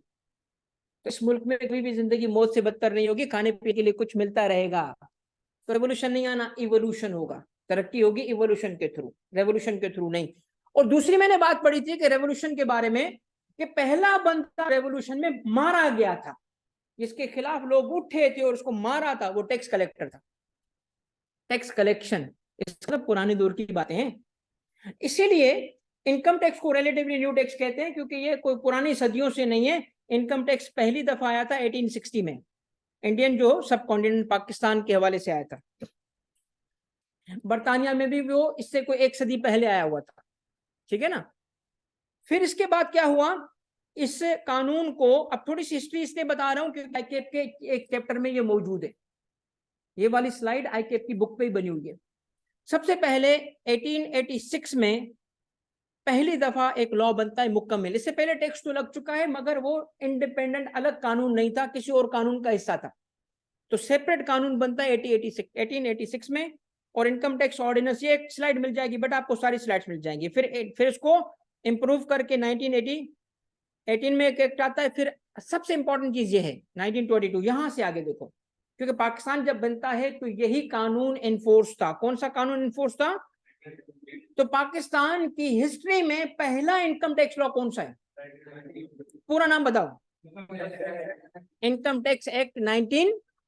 और ये कानून बेटा चलता है 1979 तक, जब कौन सा कानून आता है? पाकिस्तान की हिस्ट्री का दूसरा इनकम टैक्स लॉ क्या बना? Income tax ordinance 1970। और पाकिस्तान की हिस्ट्री का करंट लॉ कौन सा है? तो पाकिस्तान की हिस्ट्री में अब तक इनकम टैक्स कानून कितने आए? कौन से? Income tax act 1922, income tax ordinance 1970 और इनकम टैक्स ऑर्डिनेंस 2000। अच्छा सुनना, इस ऑर्डिनेंस को 79 के ऑर्डिनेंस को रिपील्ड ऑर्डिनेंस भी कहते हैं। क्या कहते हैं? रिपील्ड का क्या मतलब है? जो खत्म हो चुका हो। जब हम ऑर्डिनेंस है तो कितने ऑर्डिनेंस थे? 2, एक करंट एक रिपील्ड। हम जब बोलेंगे ना रिपील्ड ऑर्डिनेंस, क्या मतलब होगा? 1979 वाला। करंट ऑर्डिनेंस कौन सा है? 2001 वाला। ठीक है बेटा, चले। ये चीज वैसे भी आखिर में टॉपिक में रिपीट होती है तो इतना पढ़ लें बेटा। इनकम टैक्स ऑर्डिनेंस का सेक्शन 1 शुरू हो गया है। मैं ये चीजें कवर करूंगा थोड़ी सी, ताकि तुम्हें बेटा आज एक थोड़ा सा अंदाजा हो जाए, बेस बन जाए। अगली क्लास में फिर मैं कोट भी उतारूंगा, टाई भी उतारूंगा, फिर हम बिस्मिल्लाह। ठीक है, मतलब मट्टी बैठ के पढ़ेंगे यार, कोई टेंशन थोड़ी है भाई। भाईजान क्या है? शॉर्ट टाइटल, एक्सटेंट और कमेंसमेंट, 3 चीजें हैं इनकम टैक्स ऑर्डिनेंस के, इनकम टैक्स ऑर्डिनेंस के सेक्शन 1 में। बेटा सबर है, अभी टाइम है मेरे पास थोड़ा सा। पहला सबसेक्शन, 3 सबसेक्शन से पहला कहता है दिस ऑर्डिनेंस, ये बेरक पढ़ा रहा हूं, कानून पढ़ा रहा हूं आप। कौन सा? Income tax ordinance 2001। आज आप कसम खा सकते हो कि तुमने कानून पढ़ा। ये है वो कानून जो तुम पढ़ रहे हो, इनकम टैक्स कानून पढ़ रहे हो, टैक्स के कानूनदान बनोगे। क्या कहता है? This ordinance may be called income tax ordinance 2000। बड़ी बात बताई इसने यार, ये और क्या बोलेंगे, तेरा जो नाम है वही बोलेंगे ना। तो ये सबसेक्शन 1 कहलाता है शॉर्ट टाइटल। क्या कहलाता है? मैं अगर आपको कहूं कि इनकम टैक्स ऑर्डिनेंस का शॉर्ट टाइटल क्या है, क्या बोलोगे? Income tax ordinance 2001। दूसरी चीज क्या होगी? ये टाइटल को देखो, दूसरी क्या होगी? ये लॉ कहां अप्लाई होता है, किस एरिया में अप्लाई होता है? बताओ, इनकम टैक्स ऑर्डिनेंस कहां अप्लाई होता है? बांग्लादेश। कहां अप्लाई होता है? It extends to whole of Pakistan. Whole of Pakistan सही है, ऑनलाइन वालों बेटा सही है, होल ऑफ पाकिस्तान है। अब ये पाकिस्तान है। अब थोड़ा पाकिस्तान के कुछ एरिया पे नजर रखना। सबसे पहली नजर रखो गिलगित बल्तिस्तान, उसके बाद रखो आजाद जम्मू एंड कश्मीर, उसके बाद ये मैंने पुराना मैप यूज किया है, खुद ही इंटेंशनली यूज किया, ताकि एक एरिया तुम्हें बताऊं, फाटा भी हुआ करता था। फाटा क्या है? फेडरली एडमिनिस्ट्रेड ट्राइबल एरिया, जो खत्म हो गया, आप केपीके का हिस्सा बन चुका है। और फिर ये एरिया नजर रखो, कौन सा? समंदर वाला। समंदर में नहीं भेज रहा तुम, समंदर वाला। अब सुने, इनकम टैक्स ऑर्डिनेंस इन पहले ऊपर के बताए हुए 3 एरिया पे अप्लाई नहीं करता। गिलगित और आजाद कश्मीर पाकिस्तान का कानूनी हिस्सा नहीं है, इस वजह से उस पर अप्लाई नहीं करता, उसकी हुकूमतें अलग हैं, डिस्प्यूटेड एरिया कश्मीर की वजह से। और फाटा के एरिया पे इसलिए अप्लाई नहीं करता क्योंकि फाटा को पहले कॉन्स्टिट्यूशन में अलग स्टेटस हासिल था, अब मर्ज कर दिया गया तो इनको एग्जेम्पशन दी गई है। एग्जेम्पशन का मतलब समझते हो कि ऑर्डिनेंस तो अप्लाई करता है मगर उनकी इनकम पे टैक्स नहीं है।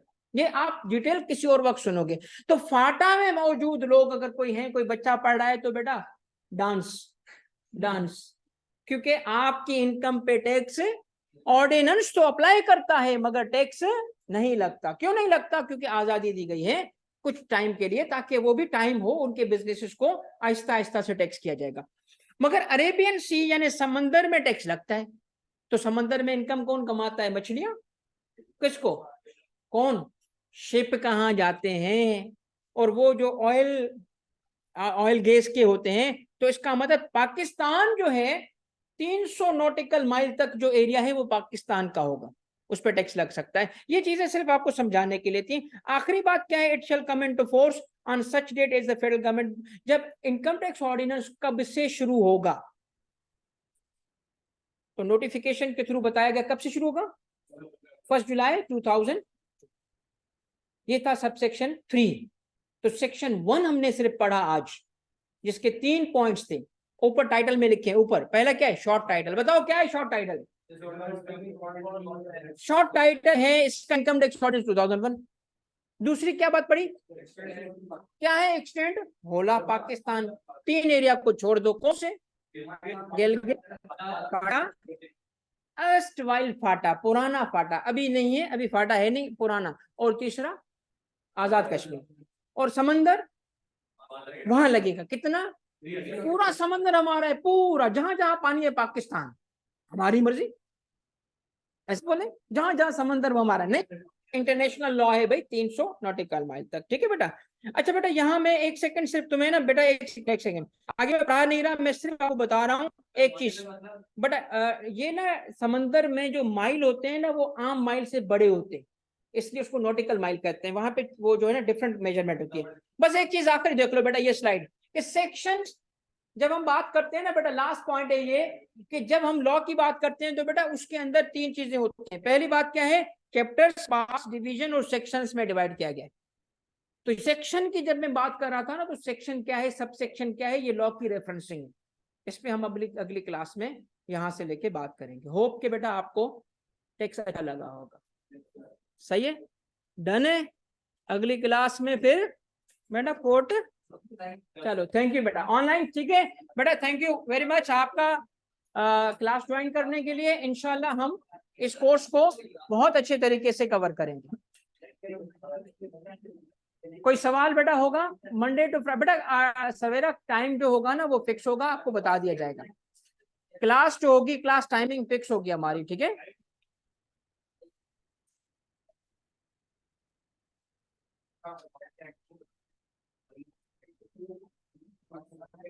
वो पाकिस्तान 47 बना जारी किया गया। कॉन्ट्रैक्ट को दिखाना है ना, 47 में उसी को अडॉप्ट किया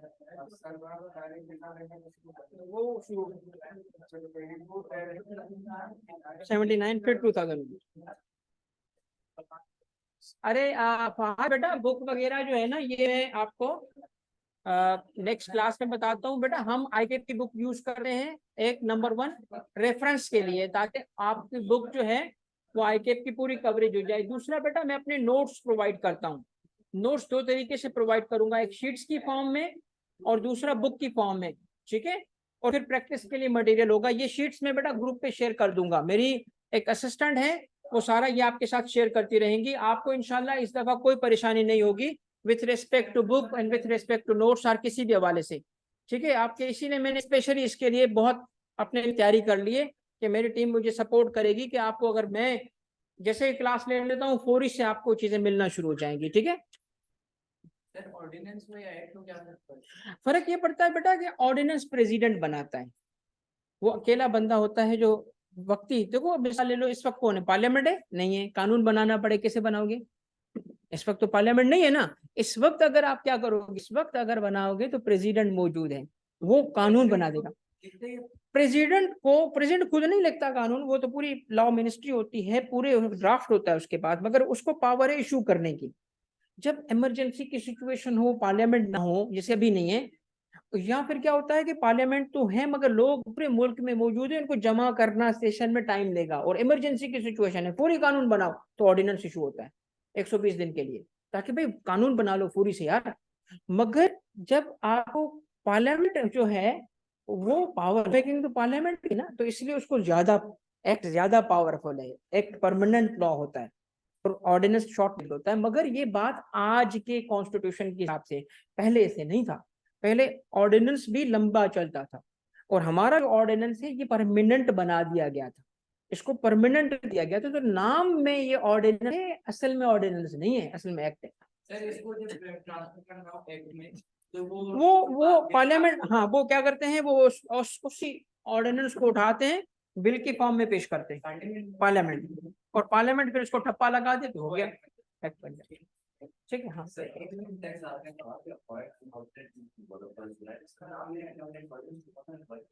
हाँ शाबाश।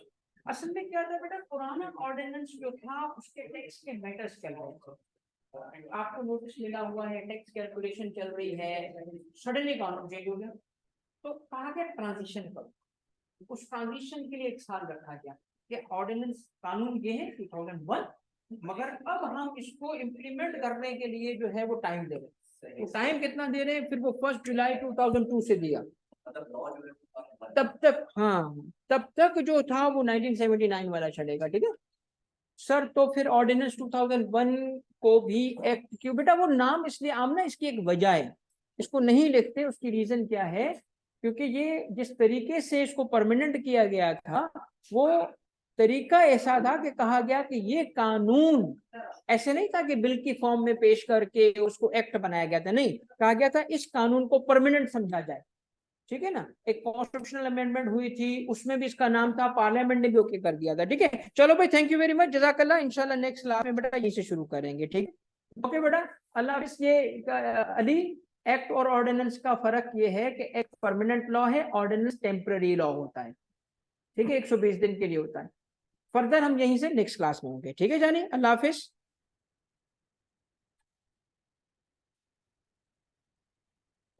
हाँ बेटा।